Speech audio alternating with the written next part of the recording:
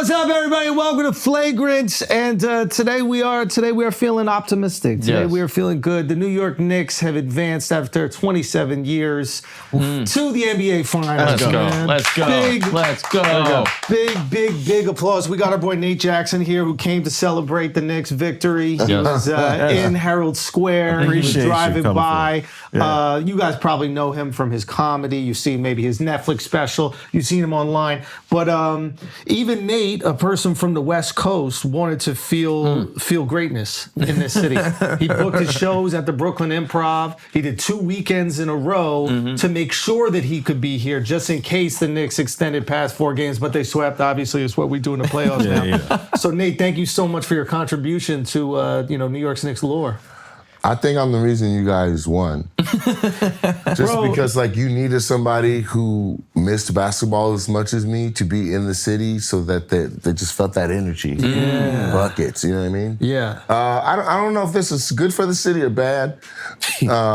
Obviously, it's, good because you needed a win, but, you guys don't know how to act. This is ridiculous.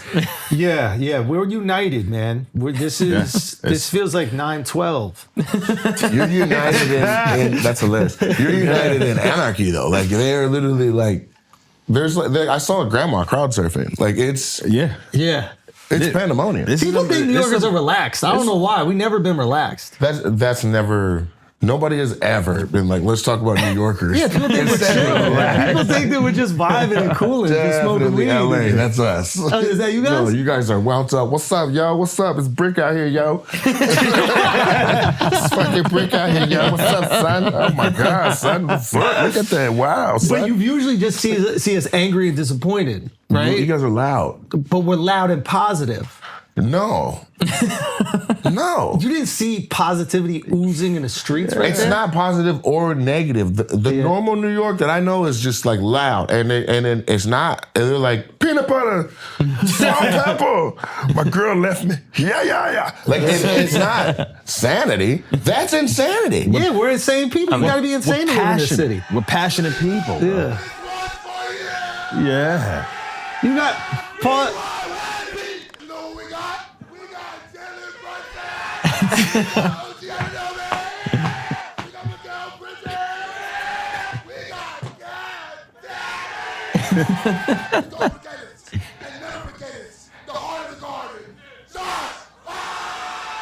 mean, people are just going crazy. There's a million of these videos. Yeah. And that's his inside voice. Did you? That's what I'm saying. And that's the women.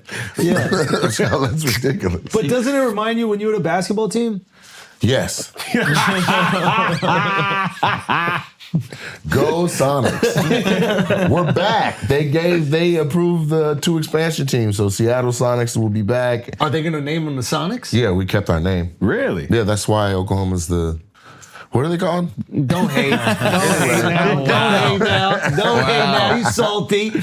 So we kept our name and brand, and then Vegas is the other expansion that they An NBA team in Vegas is just bad news, bro. I mean, that's what we said about hockey, and they did that. And hockey, I'm not worried about because they're going to drink anywhere. But and then the Oakland A's they're the Vegas Athletics now. Yeah. They're going to have every sport. Yeah, it's just going to be bad. NBA players know how to actually party and people know who they are. Baseball players, nobody really knows who they are. Hockey players, nobody really knows who they are. Well, the baseball players don't speak English, so they don't kick it how we kick it. Yeah. How do they kick it? At Latin night. Little carne asada? Yeah, little rooftop. Yeah. Still wearing cleats. Yeah. So,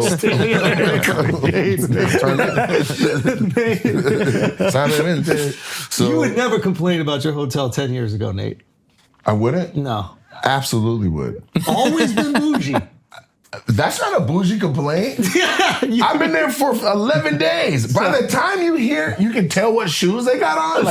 I'm on the 10th floor of the rooftops of the 11th. No, I was cool for 5 days of it. Yeah. You just caught me on the back half of really? How, on a Sunday?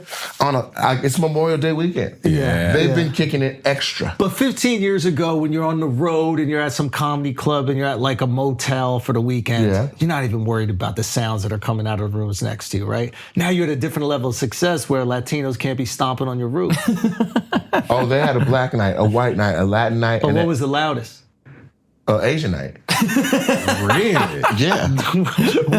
Just you would hear them run, and then it'd be quiet for a second, and then it'd be real loud. So I think I don't know, is that a kick? They got wooden sandals, that's why. Yeah, it's extremely clicky clacky. Now, did you go peep the Asian night? You got to at least look I didn't go up there at all on any night. Really? Yeah, but they do go way longer than West Coast parties because we were wrapped by like 2 at the latest. Yeah, they're winding down at 4. Yeah. We're 4 a.m. And then they had day parties too.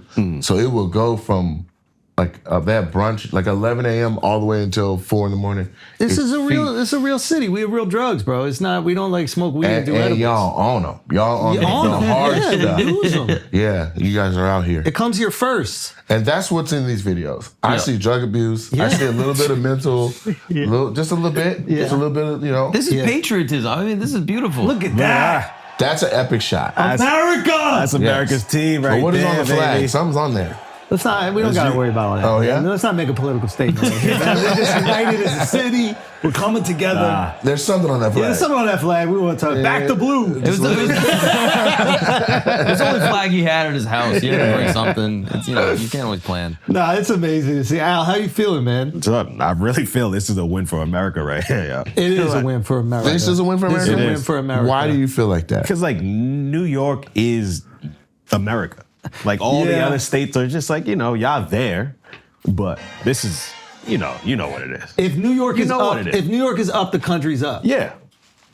Okay. I mean, this is crazy. This guy just crowd surfing on the street.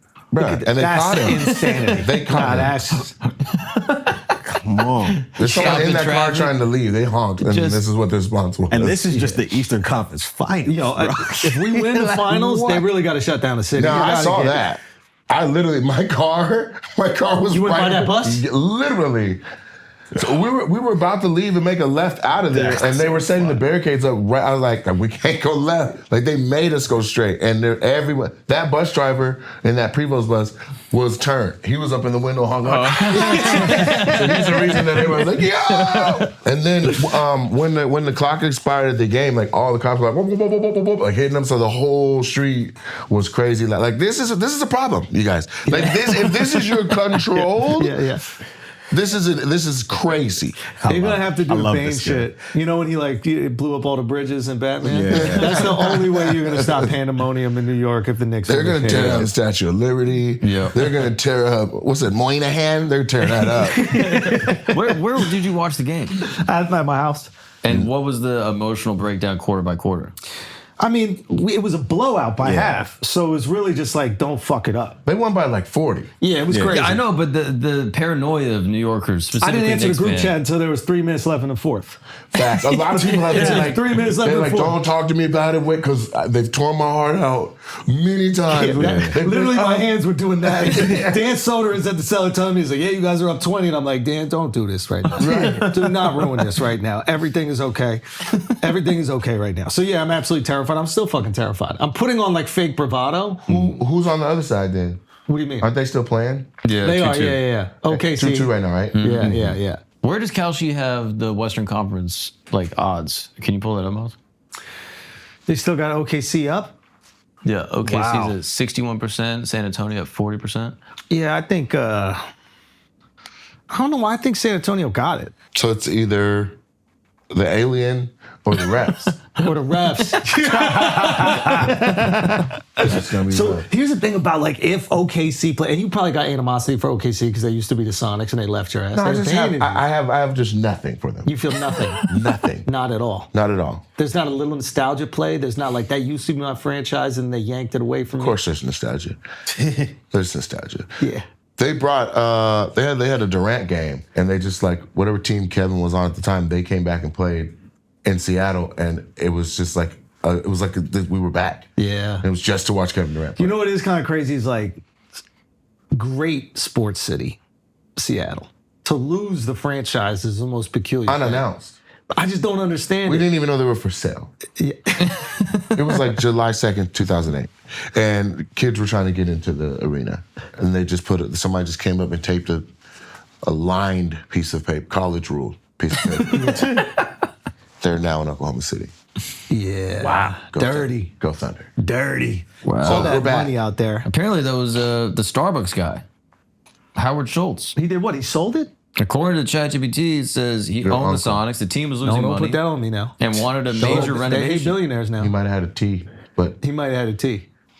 it So- sounded. How'd you say his name? Howard what? Schultz. I don't hear the T pronounced, man. That's Yeah, there's a lot of tea in there. There's too much tea in there. Fuck that guy. Fuck Starbucks. So in order to upgrade the arena, he tried to do this whole thing, but officials didn't want to give him a deal. So in 2006, he sold the team to OKC, led by Clay Bennett. This Can group. someone explain this shit to me? Why is it that we always have to pay for the arena to get upgraded, but we don't own the team?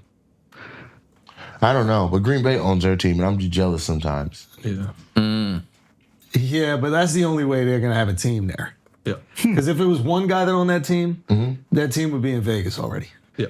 Yeah, that's for sure. The only way you could keep a team in Green Bay, Wisconsin, Sucks is there. if every single person in that town owned a piece of that team. I haven't had a good time in Green Bay. You've done shows? Yeah, I've been out there. I haven't had a good time yet. Why? I don't know. It's just like it's not my speed. I feel like everybody's got the N-word on the tip of their tongue. Where else do you put it? What part of your tongue? What part of your tongue do you place Can't put it? it deep in your I throat. got a tip for you. If you want to say real bad. Speaking of, what do you think of the roast? I was there, man. I thought, first of all, I don't think anybody's talking about how easy it is to just get caught up in the moment. Because it was like a comedy Super Bowl. Yeah. And a lot of wild shit was getting said, but you're like, fuck it. You're eating a charcuterie board off a table and there's a camera in your face. You know what I mean? Oh, did they catch you laughing at some crazy shit? I was there, on the live feed. I was in it like 7 times, according to my nieces, and then in what ended up staying on, I guess I was at 3 or 4 times. Really? So they were like, Did Did you get shit for laughing at stuff that is a no? no. I didn't get shit for laughing. They shot that. I think one of my big ones, like I was cracking up hard, and they caught me. But it was when Cat Williams said something about Cat. Oh, that's fine. But it was like, and people gotta understand, like what people are, because if anyone's seen it, you've seen that there's been like, I don't know if you call it hate or, you know, little it's just backlash. There's been some backlash. Yeah, but this thing was 3 hours long, and so if you took the time it took to say every word that pissed people off or whatever, it's like they're mad about 50 seconds of content out of the whole thing. But I said that on when Charlamagne asked me on the Breakfast Club, I'm like, I feel like Hinchcliffe had it. He didn't need that last joke. Yeah. He had it. He had every household. He was crushing. He had every household. He had 5 times the laughs per minute than anyone else. Yeah, he was on fire. It was nuts. Yeah. He had notes, so he was going teleprompter from his mind, from his notes. Like he was like joke. Like, it was, and then at the end, he says the George Floyd thing. I literally was like, I turned to Dion Cole. I was like, he ain't had to do that. He had the country. He had everyone. And then he was like, and by the way, tear it back in half.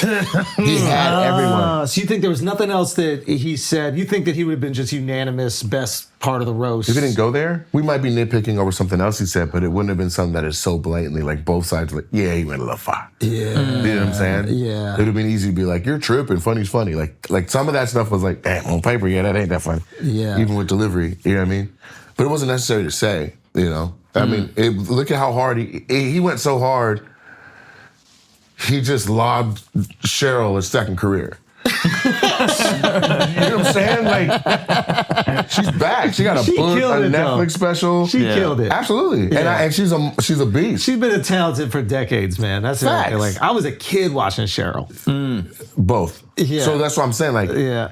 and it was epic because she said everything that needed to be said. Yeah. And then got a chance to defend herself, and then you saw her go into having fun, and then telling everyone why it's okay to have free speech. She kind of touched on all 4 things that needed to be said in the moment. Yeah. But the first, if Tony didn't go that far, that hard, I don't think that is received just as much. You know what I mean? You think that was the one thing that framed it?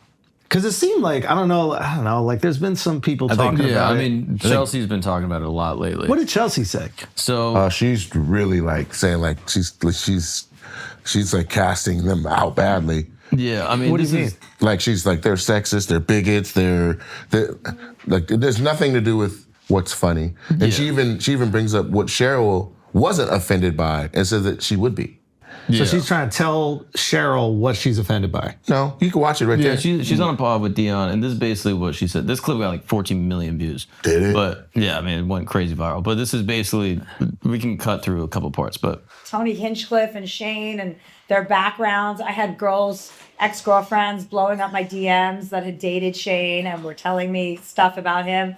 So based on that, I was like, oh, these guys are pretty bad. So you had something on him that you was going, you could have, tell us now. What, It's just everything we know, that they're racist, that they're bigots, that they're sexist.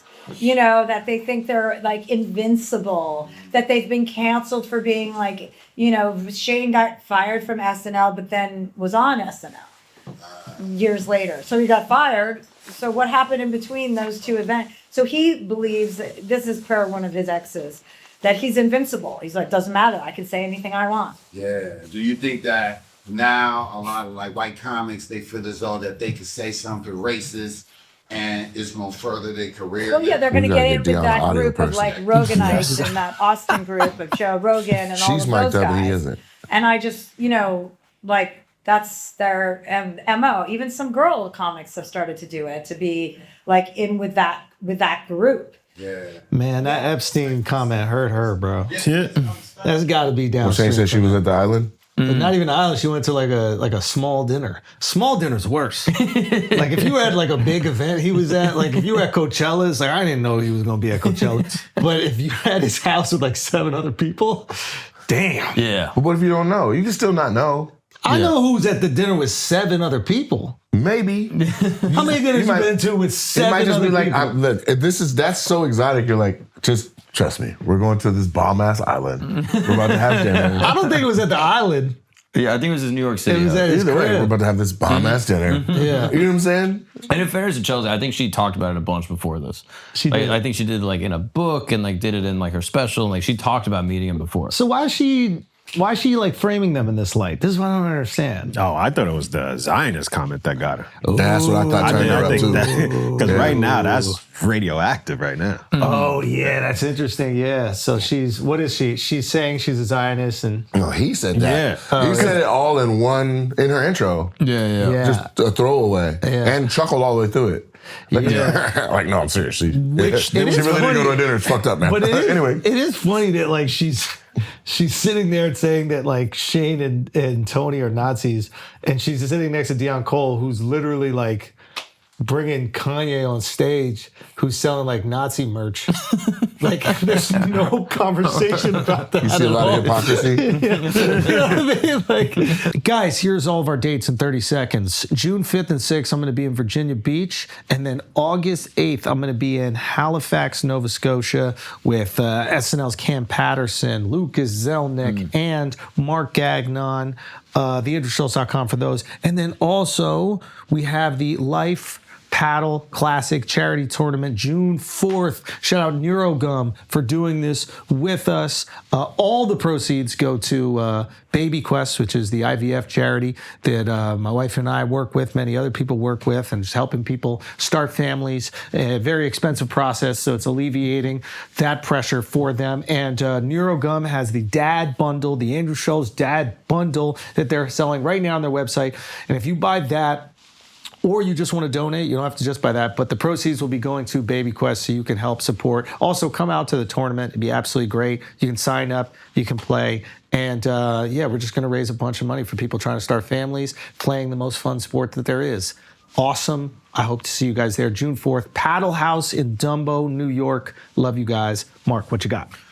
Great news, everybody. I'm going to many, many cities at the end of the year. I'm going to Plano, Texas, Chandler, Arizona, Pasadena, California, San Diego, Detroit, Michigan, and Salt Lake City, Utah. It'll be a wonderful time, and I can't wait to see you guys all there. Alex. And I'm doing a lot of stuff in New York this summer. We have Canceled Comedy. We have another Canceled Comedy show. That is June 24th. Head over to cancelcomedyx.com. And then I have another one of my tennis series that is on July 25th. And you can get that at theallloveclub.com. See you guys there. Peace. And then she goes on to talk about Cheryl and like that whole, how she felt about the jokes at the end. I think it's right around here. I'll take it though. Like I'm okay with her being like, I don't want you talking about lynching black people as a joke. Even if her even if the soapbox she's standing on is tattered, Yeah. somebody got to say it, You and it want the doesn't need to look defense. like us. You know what I'm saying? Oh, you prefer if it's somebody else No, saying I it. do prefer if it's us, but somebody needs to keep that going so it's not like the blacks are still mad. You know what I mean? Yeah, so it I agree with validates that, your anger when It's somebody not else about, is saying no, it. it's not about, we're pissed already, but you guys don't respond, and you guys being white. You guys don't respond until you see other white people involved. Like,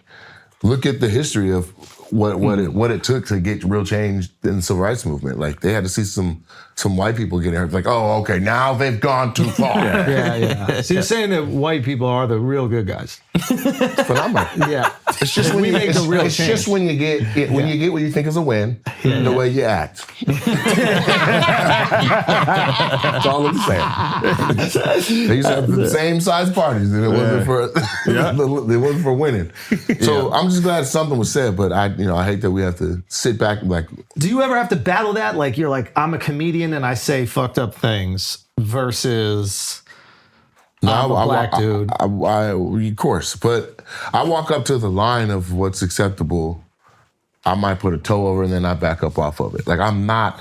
Some people are enamored by what it does to cross the line. Like, what are they gonna do when I get on this side and then I play over here? Like, let's play in this area of like let's elicit responses. Like, the response I want is laughter. So I just want to stay on the funny side of things. Yeah. As far as the black part, like, I am. Like, there's nothing I can do to keep from being put that, like, comedy segregated. What do you do? Yeah. You know what I mean? What do you mean comedy segregated? Comedy segregated. Yeah. Meaning what? Like, there's Do you know black segregation? crowds. Honestly, I don't see color. So, like, to me, it never made any sense. Podcast is I was like, segregated why right are there now. so many water fountains? They should have made you Balrog. You would have seen color after that. You're a Street Fighter, you're going to be a black character. So Let's see how you feel. So you mean like in terms of like there are circuits. There's like the black circuit, the white circuit. There's the Latino now is building up. Yes, It's literally what it is. And but that's you've done both. I've No, done but- both. I came up in the black circuit. facts, but why does it have to be a circuit? It's only because of necessity. Black people wouldn't have had to be like, we're going to do it our way over here like this if there was a fair inclusion. I think it's two things. I think there's fair inclusion, but I also think it's like people want to see the comedy that they relate to reflected. So like if you go to some like mainstream, I'm like, performing in theaters that black people weren't allowed in. Like, we aren't in new theaters. When's the last time you were in a brand spanking new theater? no, I'm not. They're all old. Like they're all like the and 40s. literally black people weren't allowed. Of course. And we built it, so I was at the Ryman like, naked. I hope everybody understands that needs to be said by me on this stage. Now let's start the show. Yeah. Legit was like that. Yeah. Mexicans built the Ryman because they redid it, but I think the initial Also, version. unfortunately, I think people in the Ryman have said the N-word before. A lot. Yeah, a lot. Before y'all were allowed. They're like, finally, back to what we used to do in here. But we went to one theater and they still, because it was like they I know kept the it one you're talking historically. about. What did you see? It's in Alabama. We were there. And it said, And there's a colored section that they kept up in the back where black people used to sit at shows. We did that one. Do you did? remember that? Well, this isn't what I was talking about, but this is And very I interesting. didn't make black people sit there. I actually You should have. So, Progressive. no, what I saw was there was one that kept their sink. It was like, this was a blacks only sink, and it was in the back, and it didn't work, but they were like, just so you know, like, so all these theaters at one point not How allowed. is Then the they sink? let mezzanine seating. Then it's like, That's- now y'all can come wherever. And then Yeah. we were allowed to perform. Yes. Yeah. So it's not that far off. And we're not talking, I'm like, my dad remembers. Yeah. You know what I'm saying? Yeah. Your dad remembers. I saw that video y'all walking MSG. He's old enough. Yeah, my dad has Alzheimer's. He doesn't remember it. You don't see color, he doesn't remember color. He doesn't That's remember perfect. color. It's a very That's progressive funny. household. Very progressive household. Yeah. He thinks the world is perfect, you know? That's funny. But no, it is yeah, I guess that is, I don't know, it's also like, it's weird for me because like my introduction to comedy was Def Comedy Jam, you know, and it was like, I don't even think I saw white comics. Like I was like aware of like Seinfeld and that, but I never saw Seinfeld stand up until years later. I saw the show first. So it was this like thing that I saw and observed. And I also like grew up in New York. So it was a little bit different, obviously, for me than somebody who like never saw diversity at all. Like it wasn't like a weird. You guys are definitely very cultured out this way. Like, But I do agree with you, like less representation in the mainstream clubs, way more now. but definitely less initially. There was But why always. are we calling it mainstream? Do you see what I'm saying? Like all of these definitions are because somebody was like, nah, let that be over there. Well, I think they called it mainstream because of that reason, right? It was called the Chitlin Circuit when I was coming up, which was like Why? the black circuit.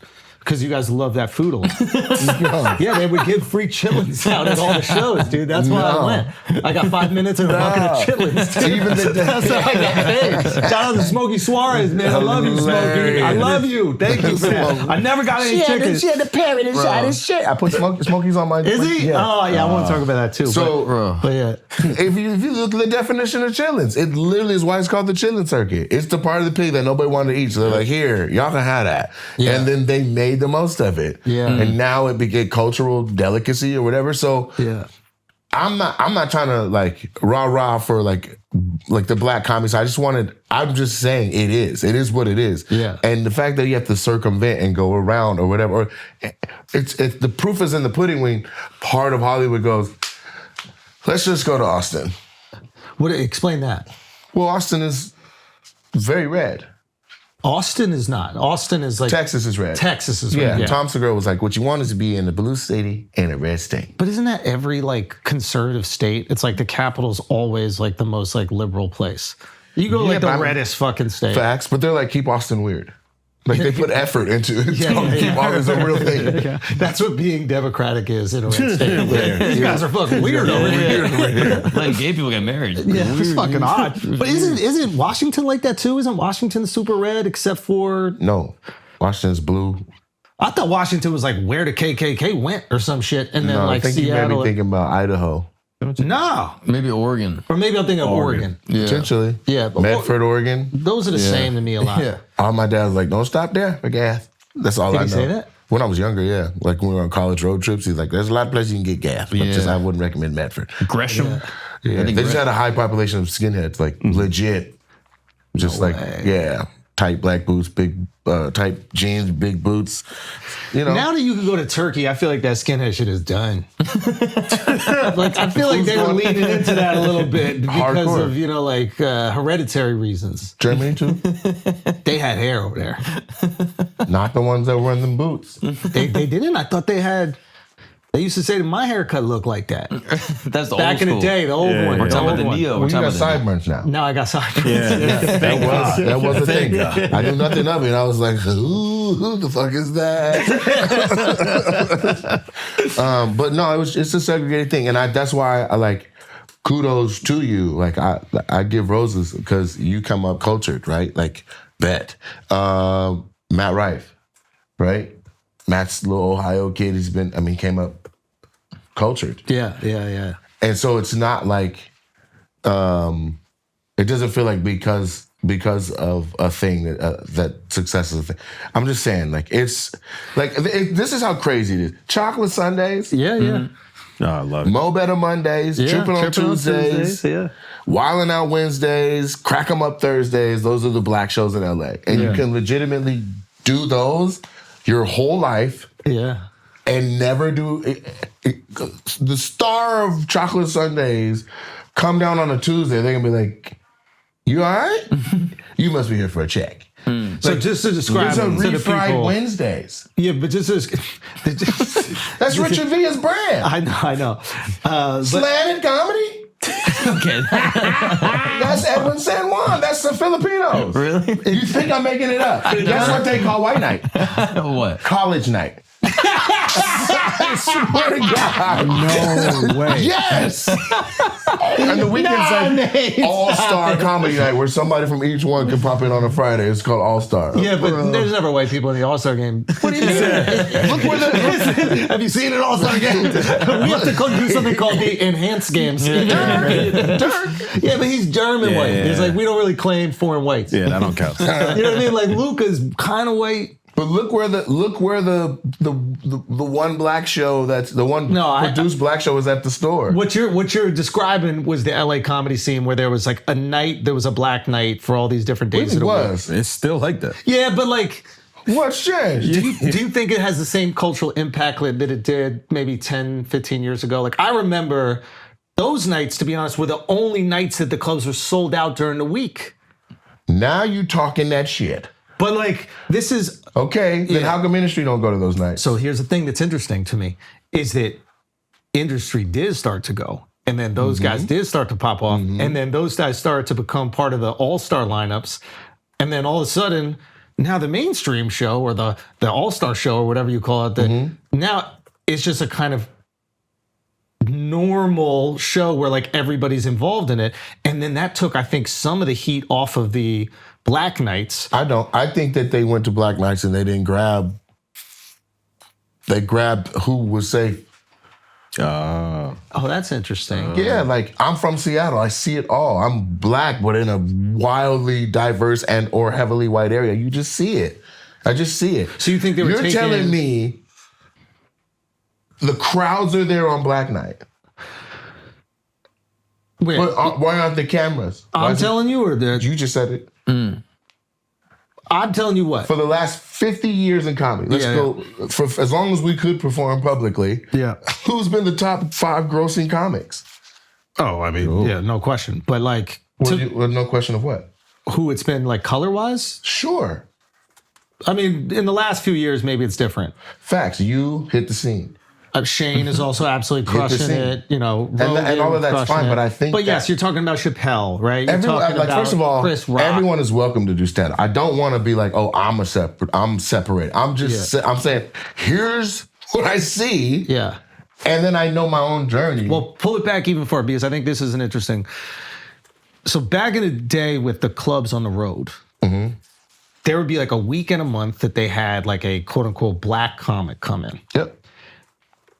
From what I've been told, that weekend would pay for the rest of the weeks that the club was open. Never heard that before. Wow. Wouldn't doubt it though. Because the whole community would come out. And again, this is a community thing. Like you've seen it also with like Latinos, you've seen it with Asians. It's like when a community has representation, and I think one of the things that happens is like when whiteness is ubiquitous, you need to be like specific about your white. Like whiteness doesn't have a culture around it. It has like, okay, here's like white nerd culture. Here's white angry at women culture. Here's white blue collar culture. Here's the, what were those guys that did like, It was called Blue Collar Comedy Tour. Blue Collar Comedy Literally. Tour. Right? So it's like now you need to be like specifically niche within it. And I think that's also starting to happen with non-whites, which I think is very cool, right? Which is like, okay, here's a Black nerd archetype and I'm going to build a fan base around that. Here's the hood superstar. Here's the Black, like sophisticate, whatever. Like to me, this is what happens when something becomes bigger than just the niche group. Right, but there's certain acts that are for everyone. Yeah, exactly. But back in the day, But it was hold like on. one Black comic that would come to the club and the whole community would come out. Trust me, I get it. But what I'm saying is, in the Black community, we don't get to have those different whatevers. You're just the Black guy. But I think now that's starting to happen. You got on glasses. You don't see that. You don't see that. Oh, this one got a book. You don't see Oh my God! Get him on college night. We need a Black Dimitri Martin. Chocolate Sundays. Yeah. The basketball tournament. Yeah. This is a thing. But do you feel like it's changed at all, or do you think like for me, like you're a perfect example of you building your own audience, people coming out. Now you're doing these venues that like maybe would not be afforded to certain people 10 years ago, 20 years ago. They're in your position, and you're just proving through commerce that's basically like they have to come to you if they want people to come to the club. 100%. But that's not my goal. I'm from a place that's very not Black, right? Like my crowds are 40, 40, and 20. Black, white, and then other. Like I have very diverse crowds. Yeah. Right?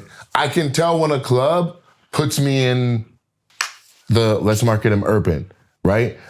How? Well, first of all, there's not enough ranch for the customers that are coming. That's first. I had to tell Gary Abdo. It's facts. I had to tell Gary Abdo, stop ordering chicken and order pepperoni pizza. Son. He's like, yo, I'm so glad you called me and told me that because we were leaning into the chicken order. I said, the crowd's not going to be all Black. Bro. It affects everything. You don't even think about that, like, because you own a club, so you get it now, Yeah. right? I'm But, telling like, you. I know it's what hilarious, the but club that's gotta order is so funny because I remember early in my career, my crowds were majority Black, right? I was doing like damn TV shows and I was doing Brilliant Idiots with Charlemagne, and I remember having this moment every single weekend. It was my first time in a club where the owner or the manager would come to me and he'd basically be like, he'd say like, "Wow, there's a lot more Black people than we thought," without saying that. And You know, like how do you say it? he would. It's diverse. Exactly. Look at the diversity. They say the same thing to me, but they don't know how to say it because when people say diversity, it's white with other things added. Black with other things added isn't called diversity. That's just called, I guess y'all welcome to the barbecue. He's like, he's like, your shows are gentrified. Funny's funny. Yeah. You see what I'm saying? Funny's funny, right? Like, and what I saw was my videos, if I'm interacting with Samoans or white people or a gay couple. I like that pronunciation. Yeah, I like how you get that pronunciation right there. The Samoans. Yeah, Samoan. Yeah, he's got everybody. He's outside. That's the barbecue He's connection. outside. Let's go. There's hella we call Asians. that the luau. Yeah.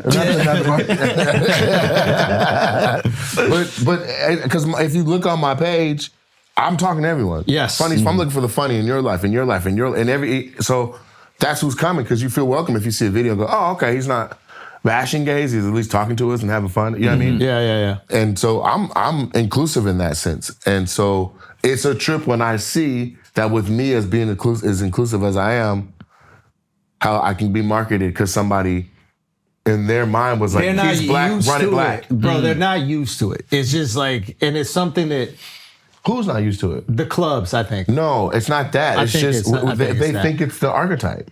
Right. So they go. Why do they think it's the archetype? No, they're not used to me coming in breaking what they thought That's was what the I'm mold. saying. Yeah. Facts. They're No, not I can used see to every time. It's a someone part like of our you. advance. We're like, just so you know, Oh, wow, you're you about put to it in the get. We advance. have to. Oh, wow. We have to have it in the advance. They're like, Because- hey, there's going to be not black people here. Yes. You have to say that. Yes, because it Right. affects their liquor order. Try having an Asian headliner and you didn't order hella Hennessy. Whiskey. Yeah. You're screwed. You're like, what do you mean you out of bottle? So this affect, like if people are paying attention, it affects it, Yeah. right? So Yeah. I can tell when I come and do 13 shows at the Brooklyn Improv, 98% black. Even my openers are like, what are they doing different? Because this is very, very black. I'm like, I Meaning, know. what is the club doing different? Yeah. You think that they're promoting you specifically to black people? 100%. They look at you. Because then like I that. went and talked to the guy doing marketing. He was like, who it goes out to? He had. And then, like, you're obviously furious because there's only black people there, right? Or No, people are coming to laugh, man. They're coming to laugh. But if my crowds were normally 40, and 20, and we did 13 shows with just black people, there's another 13 with white, and there's another 6 with non-white of people missing. This is what we always said. I could have done I don't know. What's the garden hold? Spent 15,000, 18,000, depending. I could have tiptoed up to the small configuration. You should do it. You should do it. We should. That way they know everyone's welcome. Listen, yeah. I mean, I think it's cool what you're doing. Like, it's weird. It's like we're always the first people to know what our audience is and who we are. Facts. And it's like we can be annoyed at the club for not knowing it, but also like they haven't experienced this type of thing in comedy, especially if you've had a comedy club for like 30 years. They don't know what to think, right? I'm sure like when they first had Gary in some of these clubs, they were like, wait, what's going on? There's all these black women in here? What? Like there was no expectation of Gary to have that if they're not doing the research. Yeah, but and now if they do the research on you? Yeah, but look at the resurgence of his career now. Of course. It's because Other is now even to the crowd he had this whole time. He's like doubled up. Yeah. No, everybody that Gary Owen, if you close your eyes, that's a black headliner. If you go off of the audience that's sitting there, if you walk out and had to guess who's performing, it's a black headliner. He's the host of Comic View. Yeah. Okay. Now, because of social media and the algorithm and stuff that he's done that different people helped him do and what he's built in the footwork, the algorithm doesn't look at him and say that same thing. The internet looks at the algorithm, goes, this is a white man. Send this stuff to white people. Right, so he's doubled that white audience with the It black is audience. lines, and it's beautiful. The line is checkered all the way down. Right. Right? Yeah.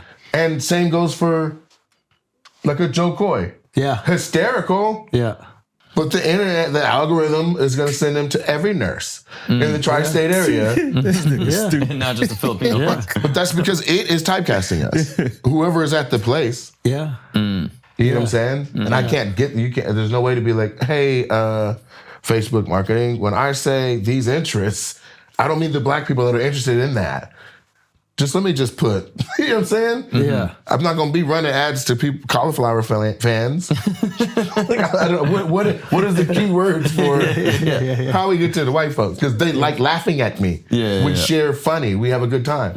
But they look at and they're like, oh, big black dude. No, put him over there. But I've always dealt with that. I'm one in the Bay Area black and they're like, what kind of black are you? I'm from Seattle. But what do you mean you won the Bay Area black, and who was like, what type of black are you? Memphis black people, Mississippi black people, Florida black people, New York black people are like, he a different kind of, like, I went to Florida Memorial College as an undergrad, straight out of high school. It was my first time seeing more than two types of black people. Because in Washington, you got, I moved here to raise my children, blacks. And then you got, look, cuz, it is what it is. Those are the two blacks. Okay? I got to Florida.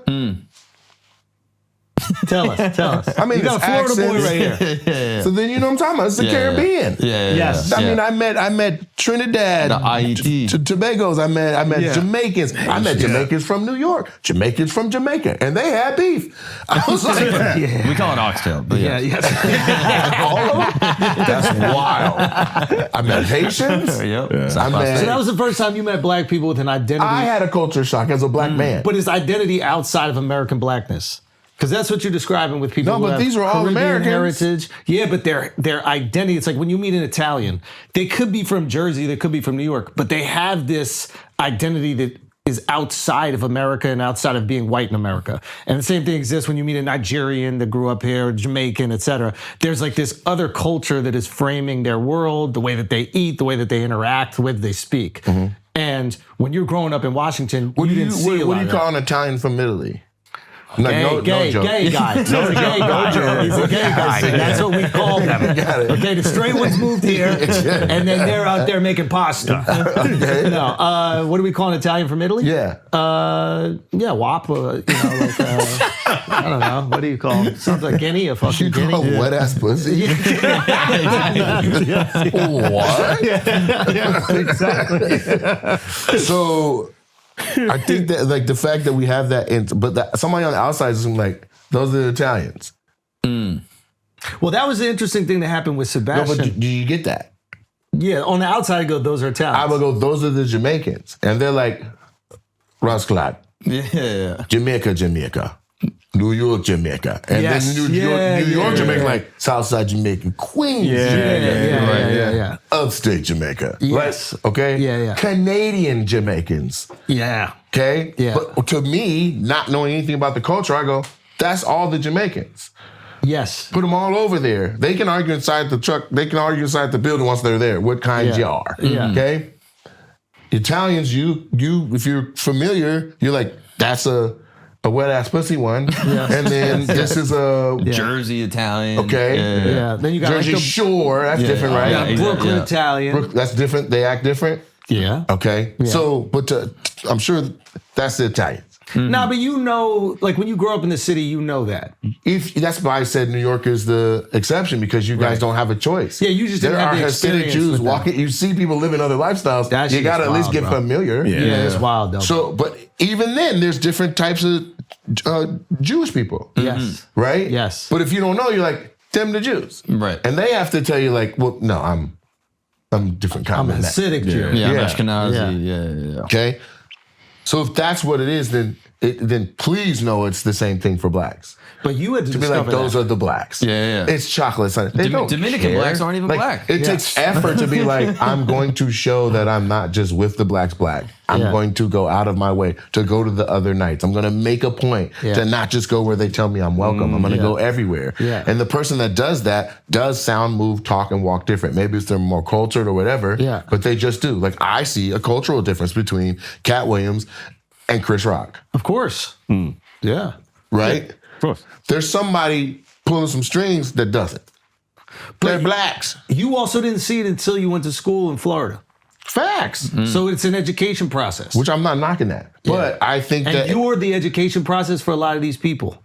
I'll take all of that. But if you own a comedy club for 30 years, if you're in the industry, there's no excuse. Well, there's also racism. I don't know.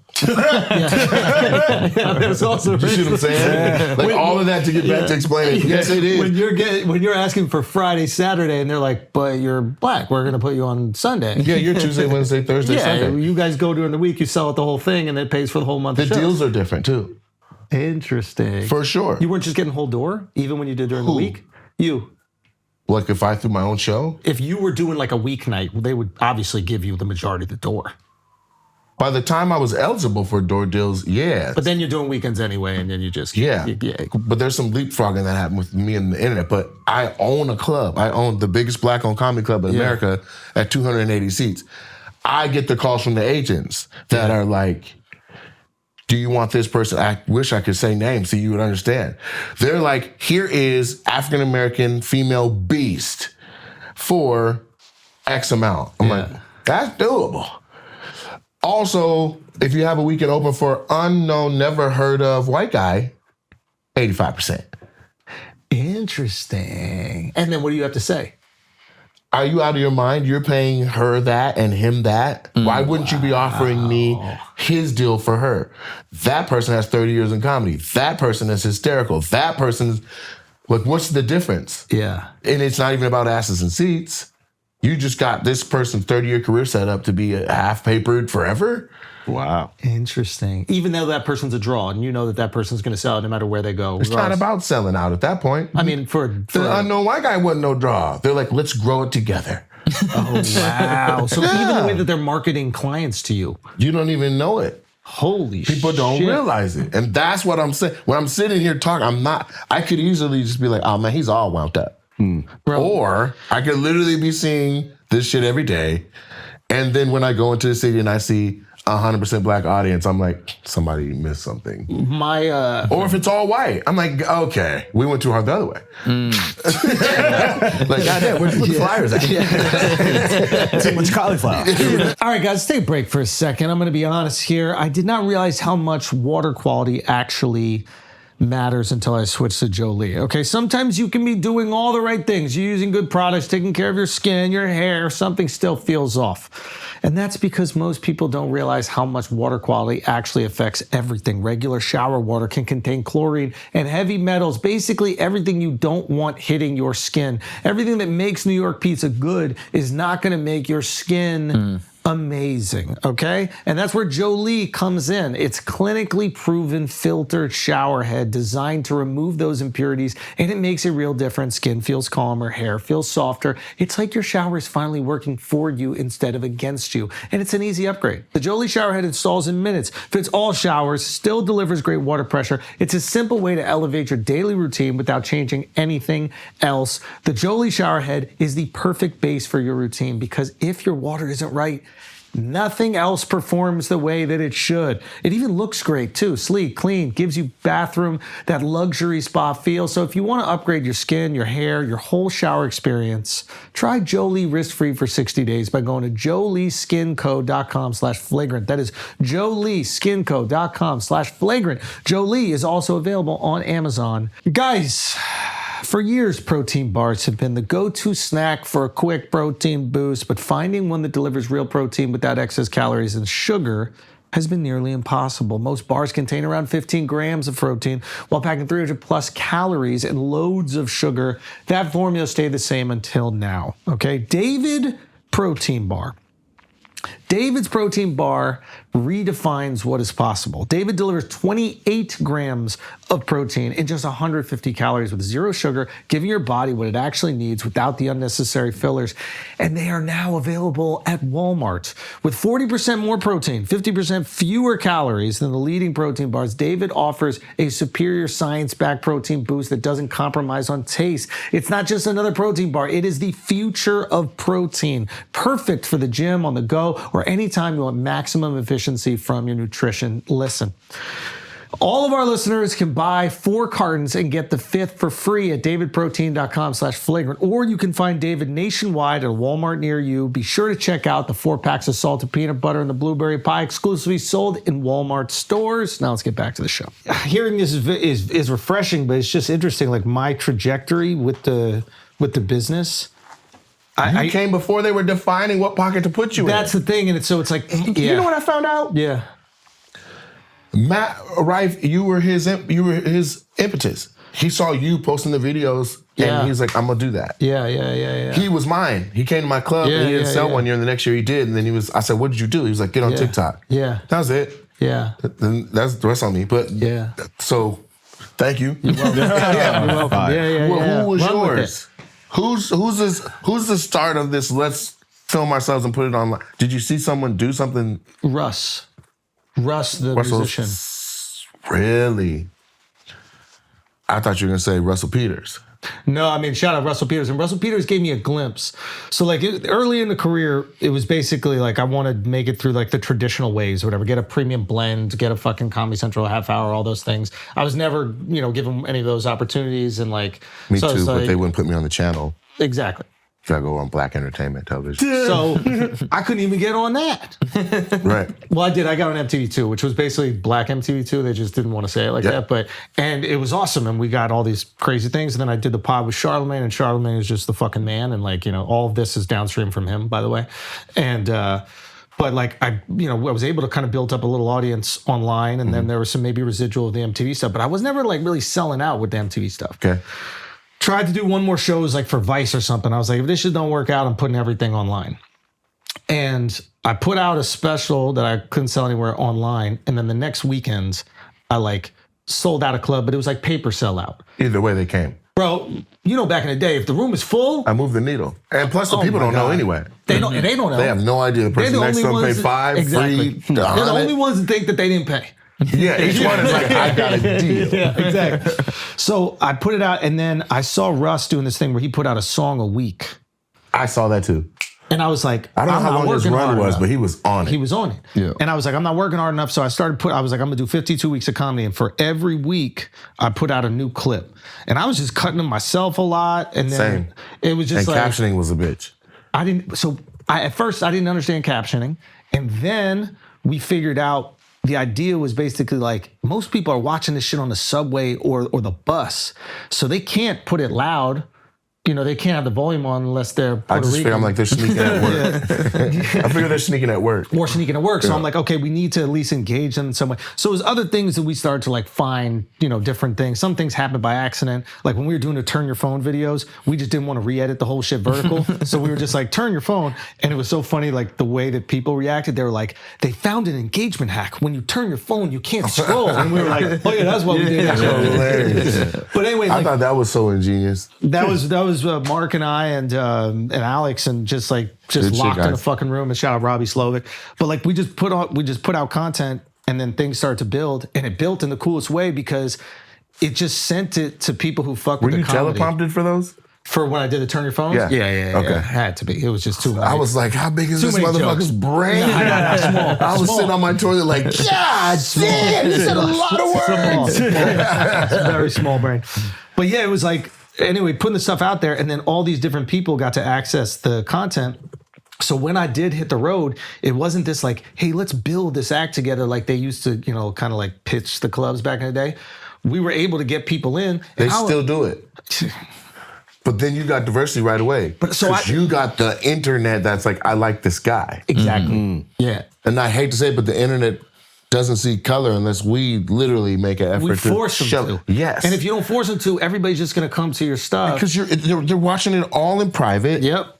And even if you're a little old white lady and your whole community, there's no black people. Yeah.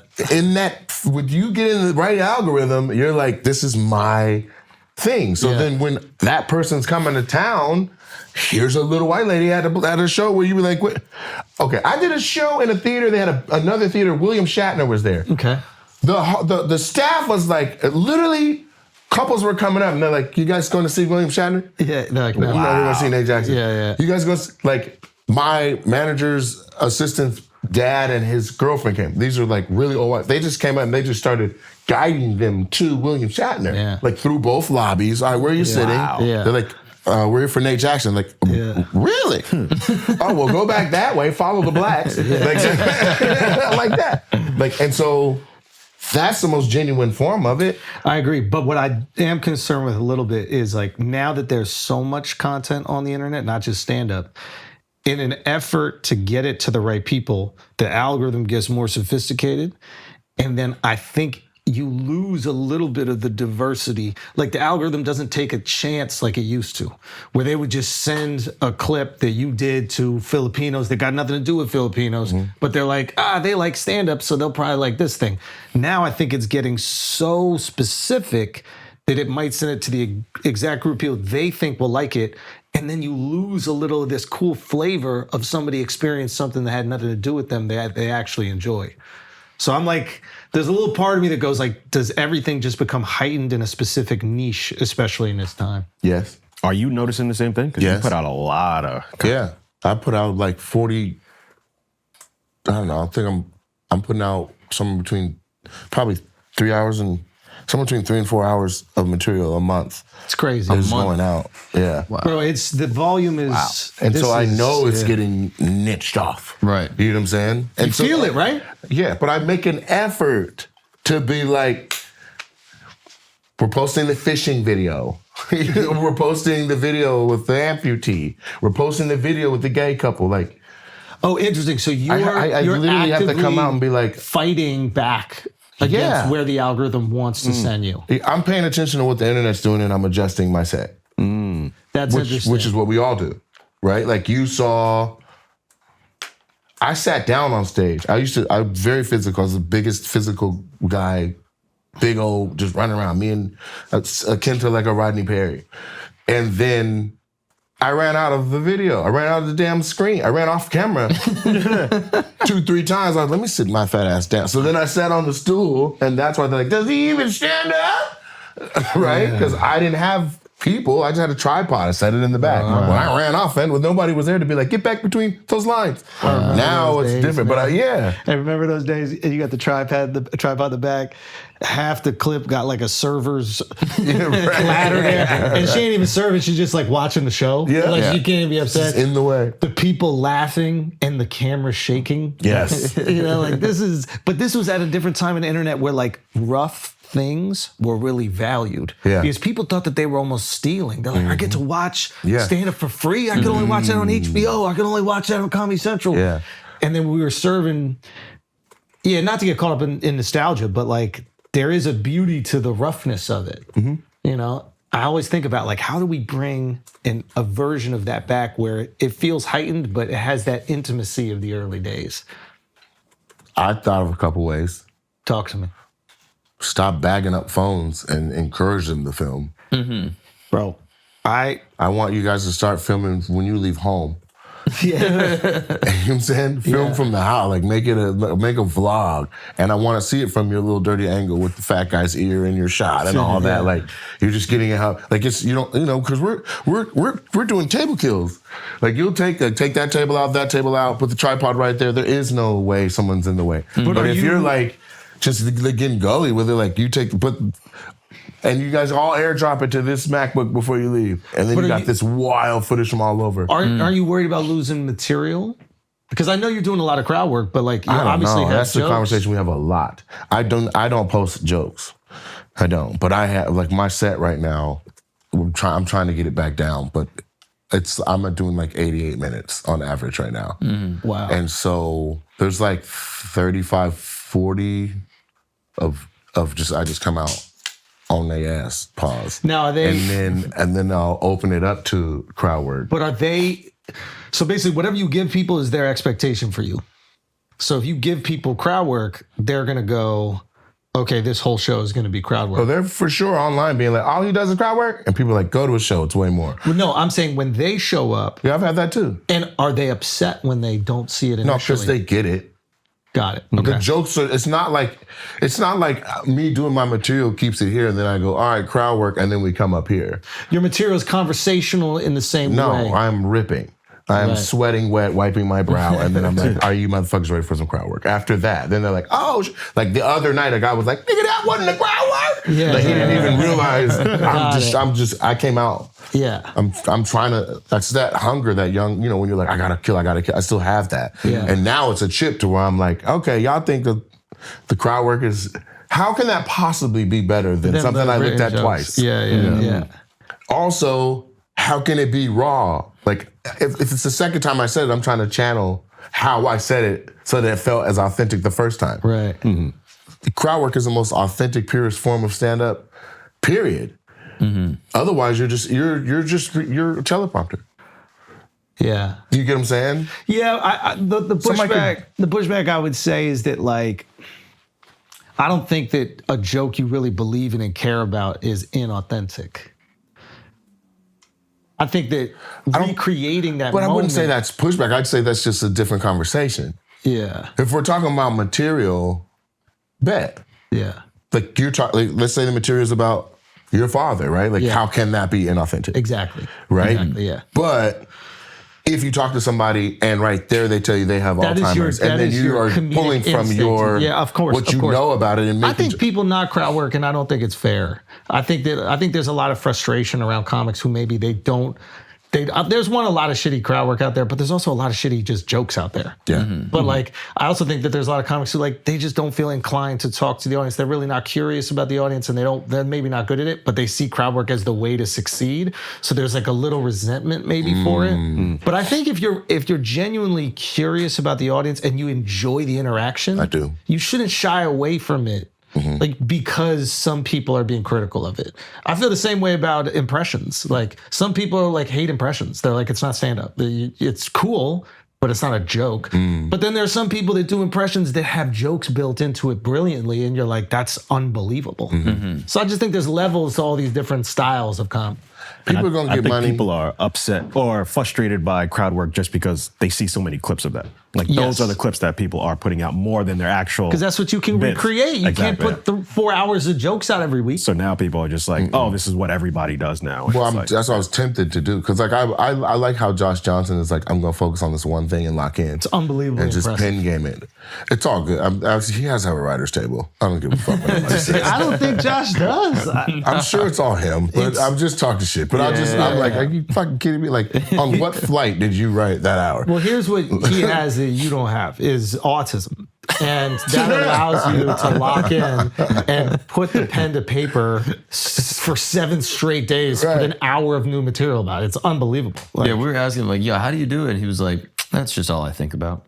he told us he just he really has focuses on it. I just spent the whole week working on it. He also said he has like memory tricks to remember it. Mm-hmm. Like, he was like, I create these like memory loops in my brain. Yeah, he's like, I'll think of a word that's the first letter of each chunk, and I go through the word and I hit all the letters. Da, da, da. Oh, like mnemonically. Yeah, yes. Exactly. So he'll do a set list. Say it's cars, women, turtles, and he memorizes CWT. Exactly. Yeah, exactly. Something like that. People do that for scripts too. Right.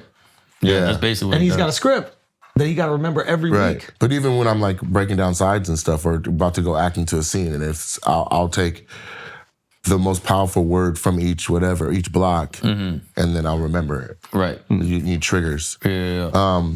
It's miraculous. There's somebody out there that goes, another black.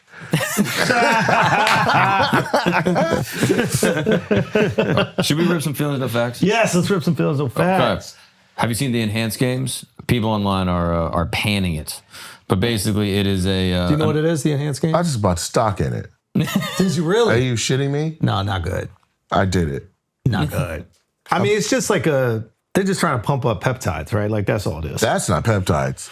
Well, they're trying to get people to, what I imagine is like the people who are owning the enhanced games are also like deeply invested in all these pharmaceuticals that like help you. Is that today? Good. Yeah, that's in the red, my boy. Nay, I don't know. How much is that drop though? 40%. Oh, just 40. Yeah, but what's the monetary value of it? Right now it's trading at, what is that, like $3? $3.18? Yeah. I should buy more right now. You buying the dip. For anyone that doesn't know, this is an Olympics that is basically you can use steroids. Yeah, enabling and accepting. But you steroids. can't really use steroids. So there's all these restrictions in it. Like your testosterone can't be over 2,000. Like, because there's liability. Like, if you just get juice to the gills and someone dies, then it's on you. You can't even use BPC 157. So there's all these peptides you can't even use. Okay. And then the worst thing that could have possibly happened is the dude that didn't use any steroids in one of the swimming races won. Okay. That also happened with a sprinter as well. So it's like what you want is a guy who just ran in high school to get on juice. Yeah, but And that's set what a we record. watched. I say the opposite. So you got a bunch of average Joes juiced up, keeping up with a pure athlete. Like this guy was just on his couch 2 weeks ago. But these guys aren't average Joes. These guys are elite guys that lost to a dude that's not even on steroids. So they're elite as well. Yeah. But what made them elite? The They were drugs. like former Olympians or they're like Like this guy high-level was a athletes. former Olympian. But the drug, look at all that meat come off his back. That's drugs. Yeah, that's that's the drugs. drugs. Right. And without that, but imagine what he looked like without any of that muscle mass. Just an accountant. No, because he was an Olympian before all that muscle mass. Yeah. What color's below bronze? Azul? I guess the point is like, He won though. did this guy win? I can't. I don't know specifically. Yeah, he won like a porpoise. No, but I don't like the fact that they're putting limitations on this shit. Like, Yeah, just let that's- us go. You can't. Because they'll die. Yeah. Like all these weightlifting dudes die at 40. so we think watch this UFC fights. People can Sammy die in Sosa that. is white now, bro. Like they get carried away. I think that's a before and after. But I'm the just same saying, dude. we watch Holy He went UFC. from Deadpool to this. Yeah. Yeah. So Fred Curley ran a 100 meter in 9.97. I saw that. But how Pro old is 10? this guy? How old was he in the picture on the left? Because that says 20. Isn't that 2008? What is that behind it? Which Olympics is this? I don't know which one that is. I can find out though. He looks a lot older in the face on the right. Yeah, I mean steroids will do that a little bit. Yeah. Steroids will age you. Now, if he's Also only beefed 6 up. months different, I'd be like, okay, touche. Yeah. But the claim was that these were going to smash all the records. And I think this guy even said, that, like, yo, give me $1 million, I'll juice to the gills and I'll break the Well, record. that was the thing. If you break a record, you get $1 million. Yeah. I think a couple guys might have did it, or like one guy did. There was one swimmer that did it, I think, with a swimsuit that was banned in 2008. Oh, so that's not even you. And so it's not nationally, it's not recognized by any governing body, even the ones that would acknowledge a steroid one. Yeah. Because they're like, well, the swimsuit plus the steroids, and then he just beat it. So I was talking to his trainer. He basically said the problem is like the elite guys don't get that much benefit from steroids because they're already genetic freaks. Now we're saying the same thing. Yeah. Whereas like the regular guys like us, if we got on juice, maybe we get closer to those Yeah. guys not on juice. You're still seeing shoulder blades and butt cheeks, but you're way closer Yeah. to Usain Bolt. Yeah. Yeah. Right. And I think even the people in like the 100 meter, for example, like he ran a 9.97. Usain Bolt is like a 9.5 something or something like that. Yes, but I think like the Jeez. high school Texas state championship would have still beat this guy. So it's like, Yeah, but we they're need better steroids, guys. Yeah, exactly. But also now people are saying that the regular Olympics, and this is an allegation, is also the steroid Olympics Yes. without getting caught. Yes. You get off, what is it? They say you start the cycle and you get off of it within enough time where it doesn't come up in any samples. They try to test. Oh, it's and the whole not like thing. boxing that they can just test them randomly. I don't think they test all year. So they stay out of the testing pool. And then there's like a, few month or whatever it is. Like now these guys are always in a tournament if you're doing it, but the Olympics is once every 4 years. So there's probably a way to get as juiced up as possible, get it out the system. And then when you're in the Olympics, you're already on it. So people are saying this is the Olympics is like the enhanced games with the most elite athletes, whereas the enhanced games is the second tier most elite athletes with steroids. Yeah. So they're like, hey, we're just telling you we're enhanced. Yeah, exactly. The Olympics is enhanced. Yeah, exactly. This is what people are saying. So they're like, the Olympics is already the enhanced games. And this is kind of proving that to some people. Then other people are going the other way saying, nah, this proves that steroids doesn't do anything in the face of elite athletes. That's silly. You can look at a person on roids and be like, golly, there was changes. It does something. Yeah. Oh, it makes you look amazing. Yeah. But the enhanced game isn't who looks the best. But I think people are saying, Which I get, but we're taking average people and turning them into monsters and then letting them go out there with gifted people who... Well, they're not even average. These people are like Olympic competitors. But no, they were. That guy is way younger on the left than he is now. Like, I would love to see the difference in age. Plus, the Olympics, you train 4 years, if not 8, or your whole entire life. Yeah. And this seems like they're like, hey, man, we're about to do enhanced games in 6 months. Yeah. Get your needles. Yeah. You know what I'm saying? They got to just do it with us. They have to take people who are at most high school athletes and then pump them full of shit and see how competitive they can be. And I think some of them are still happy with this. So like the dude Curly, I forgot his name, Fred Curly. Like I think for a regular event, he might win like 20 grand if he wins 100 meter, whatever. I think he won like 250,000. He did. Wow. So even for him to not break a world record, to just show up and beat everyone at these enhanced games, he still got a crazy payday. Yeah. So for him, he's like, yeah, I'll do it. Where's this aired? I didn't even know No, it was this happened. completely private. Oh, really? He was invite only. So how the fuck are they making This money? is why I bet this. I was like, I'm betting that because as soon as they have tickets for sale, who wouldn't want to go see a human pterodactyl doing gymnast stuff? And then people were even saying that this dude started like sinking the water, I'm pretty sure. Like that was like what people He wasn't buoyant? that saw it. Yeah, because he's like so muscle dense. Like, he was jumping in the water and like sinking. So to a certain extent, like all this extra muscle mass might be It hurts you. a detriment when it comes to like moving through the water. Oh, wow. But if they figure out the right regimen for a swimmer, it's over with. Yep. Unless they've already figured it out, and that's what they do in the Olympics. Phelps. Interesting. Maybe. Yep. What else we got? Okay, there's a couple other things right here. Hold on, let me pull this up.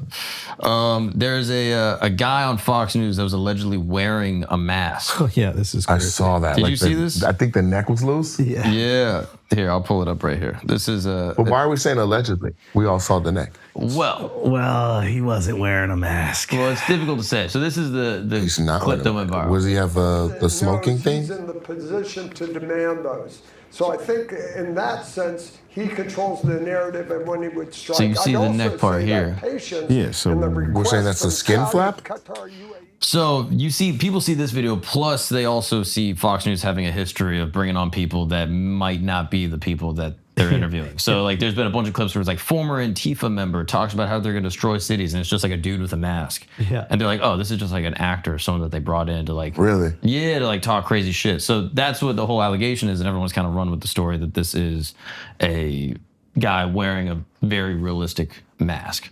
But now people have come out, specifically this guy, Captain Disillusionment. He says this is called like a double shadow. This guy rules, by the way. If you ever watch his YouTube videos, he breaks down, Dr. Disillusion breaks down a lot of stuff on the internet. He's very cool. So he's saying that you have lighting in the studio coming from above that creates this, lighting coming from below that creates that, and then in certain effects, when you put them together, it will create a shadow from his neck, from the collar on his shirt. Onto his neck. Fuck all Let's that. go back. That's a mask, bro. It's probably a white table. Nah. And people are saying that's a shadow coming from the bottom of his shirt, interfering with the shadow coming from the top. Nope. If he had eyebrows, maybe, but Right. That's a lizard. yeah, It he might also be a lizard, it doesn't bro. help that he looks like a mask anyway. It is, and they didn't even finish it. Like they didn't give him hair. They didn't give him any sort of like, not a single wrinkle. The guy's 70 years old. Like there are other issues with this, 100%. Yeah, That's not shadows, man. It's too crispy. Right? So this is what people have been online debating. Qatar, UAE, and the president known. But I don't know. He sounds like he's wearing a mask. Like those are new lips. That's how it sounds. But now The only thing that makes me think it isn't is that if you were wearing a mask, you would have a turtleneck on.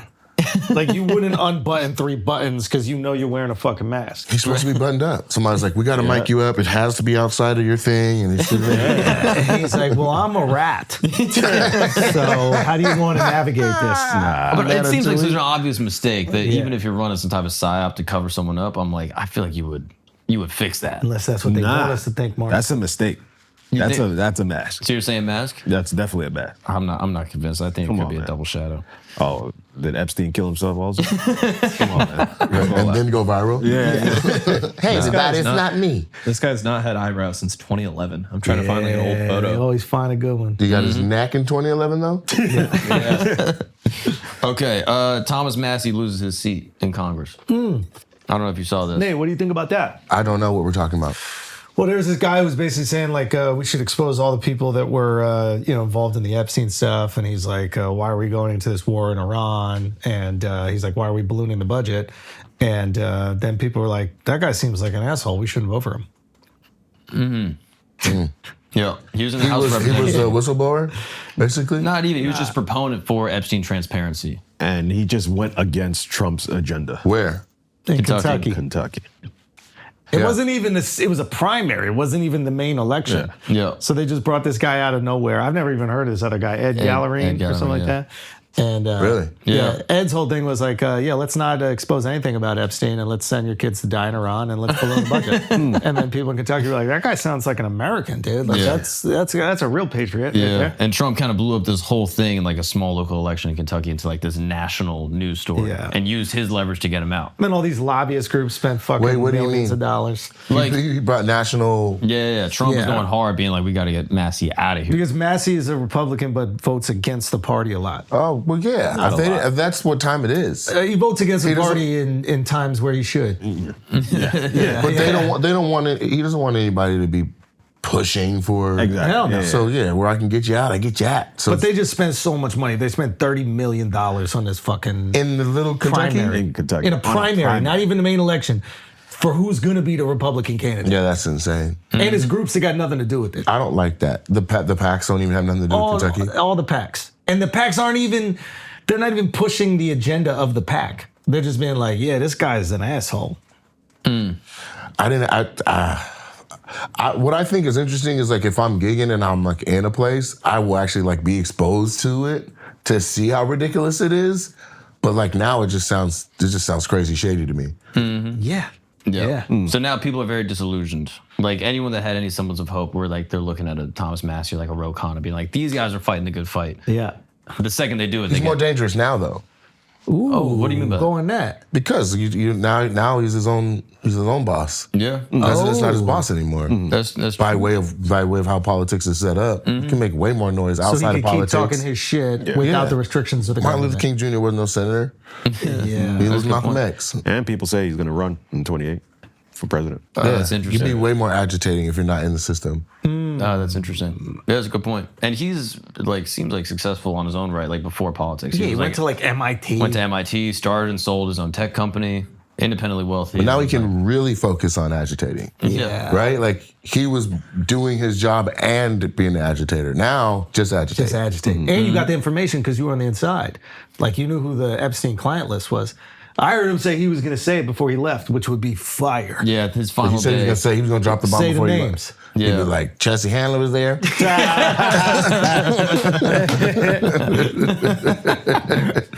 Yeah, he said on his final day he's gonna like out it all because he's also in all these closed hearings, like hearing all the real shit.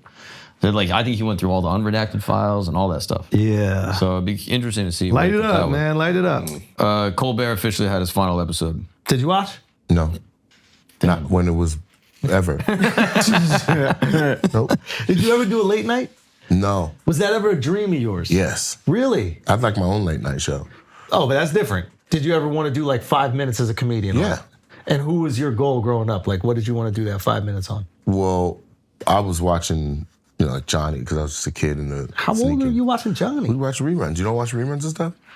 I've watched Reruns of late night? No, Carson was a different thing. So I've watched clips. There's a phenomenon. If you're gonna be like, you could do 5 minutes on his show, and your if he life. says, come over to the couch, the next day everything is different. Oh, really? Because there was 4 channels. So there was like 25 million people watching every episode. Oh, wow. I think when he got married, they filmed it or something like that. And I think it got like 50 million people. Yeah. The last episode got 50 million people. That's like a quarter of the country at the time. Yeah. Like these are insane Yeah, numbers. that's like small Super Bowl numbers. Yeah. But no, I wanted to do Fallon, just so that I can rock out with like the Roots or something after. It feels pretty inviting. Yeah. I don't know. You But, could sing too. yeah, not now though. Why? What happened? I just lost my voice yelling. 13 shows. Oh, not now meaning this day. Yeah. But like your vocal cords aren't fucked up forever or nothing. No. Like, bro, I saw Turn to some. RFK. I saw some clip. No, I saw a clip of you when you were singing, and like you actually have a great voice. Yeah, I grew up in Did you grow up in the church? tenor, all Oh that. wow! Yeah, I can sing. I have 2 songs I put out. No way. Yeah. They're both about pretty much eating coochie, but one of them's got, I got features. One of them's got Too Short and Zero from Texas, and then the other one has Twister. And so I was like, I should keep going. Because it is possible to be a number 1. You can make a number 1. Lil Are these Duval? like, I was just gonna ask you, is this like fun comedic songs like Duval? Like No, that? I'm talking about seriously eating coochie. Yeah, nothing But funny not about to it. rap, like, to see, like, this is called Beat It Up. Okay.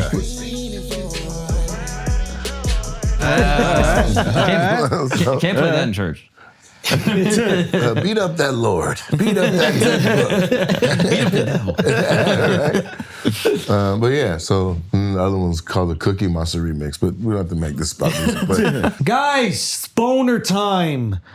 Blue Chew Gold. Some of you have tried it. You already know what time it is. Some of you have not. You deserve it. Your girl deserves it. Your side chick deserves it. Your wife deserves it. Blue Chew is the #1 boner brand in the business. And they've just made it better. There's only a 15-minute wait for that rock hard dick. Back in the day, maybe it's 30. 30 minutes is a lot of time. Anything can happen in 30 minutes.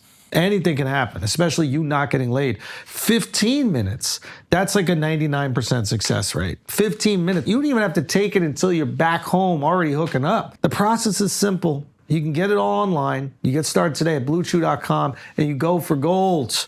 And we got a special deal for our listeners right now. When you buy 2 months of Blue Chew Gold, you get a third for free with the promo code FLAGRANT. That's promo code FLAGRANT. Visit bluechew.com for more details and important safety information.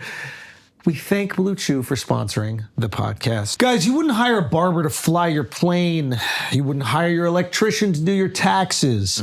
Because when something serious happens, you want the experts, and that's where Morgan & Morgan comes in. If you are ever injured by the negligence of another, Morgan & Morgan is America's largest injury law firm for a reason. Whenever I witness an injury or car accident happen, I automatically think, oh, Morgan & Morgan is going to get somebody paid. Morgan & Morgan is America's largest injury law firm. They have over 100 offices nationwide and more than 1,000 lawyers with over $30 billion recovered for over 500,000 clients. Morgan & Morgan has a proven track record of fighting to get you full and fair compensation. And listen to this. Their fee is free. Unless they win. You don't pay unless they win. And if they win, you win. That's right, free. So for more information, go to forthepeople.com/flagrant or dial pound law. That is forthepeople.com/flagrant or dial pound 529 and let them know that we sent you. This is a paid advertisement. Now let's get back to the show. Were you inspired by Duval coming up? I'm inspired by everybody coming up. Everyone. Yes. There wasn't a single person that didn't inspire you? Okay. But I find inspiration in that too. Like I honestly, with me owning the club and even running nights or whatever, like I see people that have like that where the vices have taken over their brains. Yeah. And I'm like, inspiration. Yeah, don't do that. So I will exactly. But Duval did your club, right? Yeah, 2 or 3 times. Yeah. Duval is a huge inspiration for me, like big OG for me. Like he's another person, and I should have brought him up around. But when Russ. were you with him? I mean, the Geico days. I've known Duval forever. Oh, facts. Yeah. So no, like, I fucks with him. Like he was the guy to me that I saw doing comedy on the internet. Like Russ did the model, but he did comedy on the internet. He was like the soldier boy for comedy. Yeah, I mean, like he just knew audience and knew how to get things out to people, knew how to communicate with the audience constantly. And still does. Still does brilliantly. Like, I think he just throws a bunch of shit against the wall because he's just high and having fun.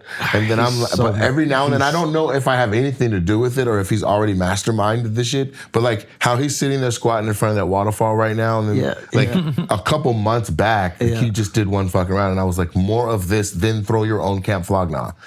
And now it looks like it's happening. But he's been doing a Camp Duval for a while. Yeah, I know, but it didn't feel like that. Well, he didn't get that property until recently. Right. Yeah. But either way, I'm a fan of it. I'm a fan of being your own boss. Yeah. You know, I mean, he's flying he has his own little planes and all that stuff. Yeah. He flew to your show. Yeah, I think he came when we were doing Jacksonville. Yeah. He came. But like just his understanding of the game, like he's one of the smartest people I've ever met in terms of just like understanding human condition. Yes. And like pure absorption, right? It's not like he got the chance to go to some fucking like fancy school where you just study it all day. Like he literally watches people and like sees through them what they actually want, no matter what they say, like what they actually want. And he's just he's just a genius, man. He's just a fucking genius. It's just I did. Oh, you remember this? And I leave you my number, and you better call a nigga today. As a matter of fact, you just give me yours too. And bitch, I call you instead of you, bitch. Cause who you think you just misled? Boo-boo written on my forehead. I done bought them drinks. Bitch, you is my girlfriend. I don't wanna hear that shit. Thought you just came out to have a nice time out and just chill. Oh, what a ledge. Genius. That's so funny. But yeah, he came twice. And what I thought was the most, he did something really dope, right? Because he came from Florida. He brought like Erica Duchess, Nod, and I didn't realize that none of them had seen snow. So he got like a rental car and they drove to Mount Rainier. I love it. And it was like spring or summer. And he posted a video of them throwing snowballs. I was like, where the fuck did he go? Where did he go to find snow? He went to it. He went to the mountain like, that shit white, let's go to it. Duval can find snow anywhere. He figures it out. He'll Dude, fucking he's also like the most traveled dude ever. Very much so. Like he's everywhere. Before it's hot, like when he stops going, that's when it will get hot. Right. Like like every vacation I go on, he's always there before. And you can never like surprise him with a location. Like, oh yeah, I was there, and they got some really good chicken wings. Well, that's the other thing. He eats fast food whenever he travels. Yeah. And like we were doing like some MTV he says he can awards trust it. because he can trust it. Mm-hmm. Like, and I'm like, we're in Germany, dude. Why don't we just go have some fucking German food? He goes, man, I don't trust this shit. And I'm like, dude, we're not in fucking Thailand. Like, this is Germany. Literally everyone on the crew except him got sick. See? And he was like at McDonald's, like, man, listen, I know, I travel. This is new for you guys. Yeah. I know what happens out here. Yeah. But what I thought was the dopest part of it wasn't that he just went and found snow. It's that I knew he was cultured enough. Oh, to go look for it. He's a snowboards. Yeah. No, it was that he wanted to show his openers that. Yeah. Like he took a whole day, spent whatever. Y'all get in the car, I want y'all gonna see what, and Nod's country have like, God damn, it just melting and shoot you home. Goddamn, Nod, look at this shit. She like, nigga, my hands change the colors, man. No, what we doing? It was like a fucking upward bound trip with the inner city kids. So I watched the whole video. They came and they showed up to the club like, man, this little party, man. I ain't never seen no shit like that, man. What do all real fuck, man? Anybody call me fuck, nigga, I'm gonna kill him, man. I'm telling you. I remember I went to his place in the Bahamas, and he took me to just like a. He has a place in the Bahamas? Yeah. Oh, that's where he flies back and forth. And that's one of the places he'll go back and forth, and like. It's first of all, it's funny, like his level of clout in the Bahamas. Like I came there with like cameras and shit because I was doing this like little vlog with him, and I just wanted to like experience life with him, whatever. Right. And they stopped us at customs, and they're like, "You can't take cameras into the country. Like you need like a permit for this." And I was like, "Man, I'm just going to hang out with Lil Duval." And I swear to God, the customs person was like, all right. You go. All right, turn up. Only film him. Oh yeah, this is it. Oh, that's wow. Bro, look at how clear that water is. Yeah, dude. This is recent. I was nard. You have to understand. Like he's taking me to places, and I'm like, "There's no way I'm jumping in that pit." Yeah, this is this pit. He's like, "Yeah, just jump in. You're gonna be good." And he won't do it first. He wants you to trust his word. Like if he jumped, he'd be like, all right, fuck it, let's go. But no, look, like you're literally holding the tree. The tree is humanity. He's like, come on, man. So you just want me to go? Yeah, use the rope. Yeah, jump. I don't like how that rope looks. I'm just bullshitting. That is Shane Gillis rope? Man, it's not too cold. It's 80 degrees. How deep you got your shirt off. Yeah, How deep is it? It's about 50 feet. You're not going to touch the bottom. I just want to put a little more water in it. That's right. Some coming? Hey, man, ain't nobody say your name. There's somebody coming. Don't nobody know your white ass here on this black ass island. Nobody say Schulz. Don't want it, me? Maybe they'll go first. Maybe we'll just make sure they don't. Ain't nobody here but us. It's not weird that nobody is here. It's not weird to nobody but you. Why are we the only ones in this beautiful shit, bro? Come on. Because I don't let everybody know where it's at. Man, jump! Jump! This is hysterical. Bitch, we been ready. Jump! All right, fine. Yeah. He did it! Did the yellow? He jumped! He never put a blunt down. Now you got to climb the wall with crabs on it. He didn't tell me that fucking part. He didn't tell me that shit at all. Oh, man. What day of the week is this? This is a weekday, obviously. 'Cause Yeah. we work, so. But this is years ago, man. Yeah, but he's got that part figured out. Like that right there, this is inspiration. I have to have more fun. He's gonna live his life. I'm a workaholic. You're gonna work. I'm the same way, but it's like if you don't live, you got nothing to talk about. Facts. And like he will prioritize living his life and enjoying shit. And he'll just be on a dock on his property, smoking weed, looking at the fucking stars, just enjoying shit, getting emotional looking at the stars. He had me just sitting there with him looking at the stars. I don't smoke. Maybe I should like. He didn't either. You know, he didn't do it. He didn't smoke or drink or anything like that. I don't think he drinks anymore, but he didn't smoke. And then one day he's like, yeah, I think I'll smoke now. Really? It's the most fascinating But I've person watched you'll ever people meet. do it and then they get off track.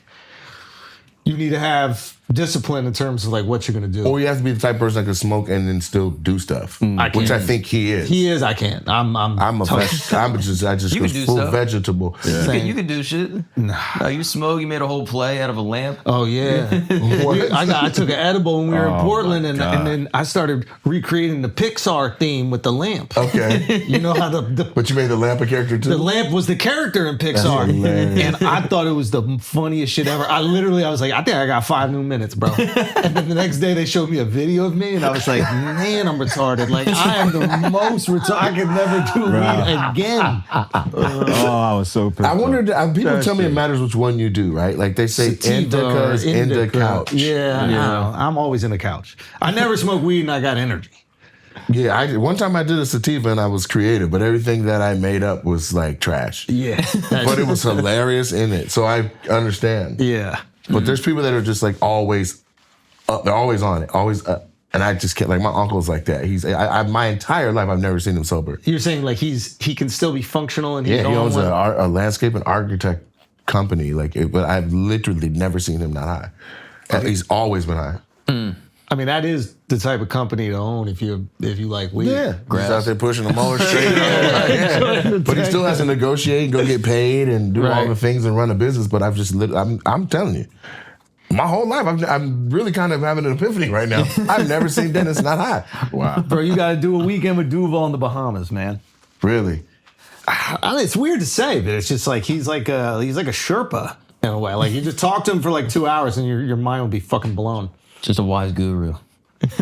Also, like no judgment. Like anything that you think. Yeah. There's not this. You know, some people are like kind of like critical or like judging. Yeah. He will assess it through you being honest about that feeling, and then you feel incredibly comfortable sharing. Yeah. Because you're not worried about being judged for this thing that you're feeling. Right. Like he might like disagree with her. He might be like, that's from this, but he won't be like, you're bad because of that. Or I think you're if good. you say certain thing, he might be like, I can't go for that. Can do. He absolutely would. No, but I like Lil Duval. He's one of the people. That's what I'm saying. There's inspiration everywhere. Like, but what was the trip? And I really wanted to know, like, because Matt just was like, get on TikTok. Yeah. People will write off whatever I've done and be like, he must have sat you down and gave you the keys to the city. No, you got to do the work. I had to literally figure out what the hell was going on in the app. Absolutely. But for him, I saw it on a post recently where he was like, shout out. It was because of the show. Boom. Yeah. So I wanted to know what it was. And I wonder where Russ's was. Or is Russ He might be the. You think Russ is the pure source? He could be the pure source. He's been independent so long. Someone got to inspire him, you know? Someone's got to inspire. Everybody's going to have an inspiration. You know what I mean? Like somebody inspired Steve Jobs. There's somebody that's the original thing. Adam. Probably. Outside of Adam. Eve was tripping, man. Like Eve didn't have the discipline, bro. Like you know what I mean? Like Adam was locked in. Adam was happy. Adam was living life. Eve needed more. He was Duval. He was Duval. Exactly. We're Eve. Right. You know, we're working 7 days a week. Right. But I think the creativity, like there is somebody that, you know what I mean? Like even if you trace the Steve Jobs things, like you can be as motivated as you want or inspired by Steve Jobs, but if you can't code, you're just going to be wearing black V-necks. Like what is the thing that inspires you about the thing? Where did Russ get you were like, I'm going to put comedy online and I'm going to do it at this frequency. And I'm going to, I'm gonna care. I'm gonna post material. I'm gonna post whatever. I'm gonna post if it's funny. It's going online. I'm not gonna hold back no more. According to this article, I still hold A lot. I had material because I was like a road dog. I would go to a new market every year and I always wanted to do new. Yes. So like I had an hour or more of stuff I wasn't doing anymore because next time I go to Columbus, I don't want to give them the same show. Right. Because there might be 40 people there that saw it. So I was able to put some stuff out. And then the reason I started doing more of the crowd work stuff was because I could generate. I can continue putting it out. This is, I'm sure, why you do it versus, material, why everybody does it. And, but yeah, and then like volume is probably the game right now, for better or for worse. I don't know. I think there's been a shift. Talk to me. Within the last 15 days. Ooh, I like this. I think that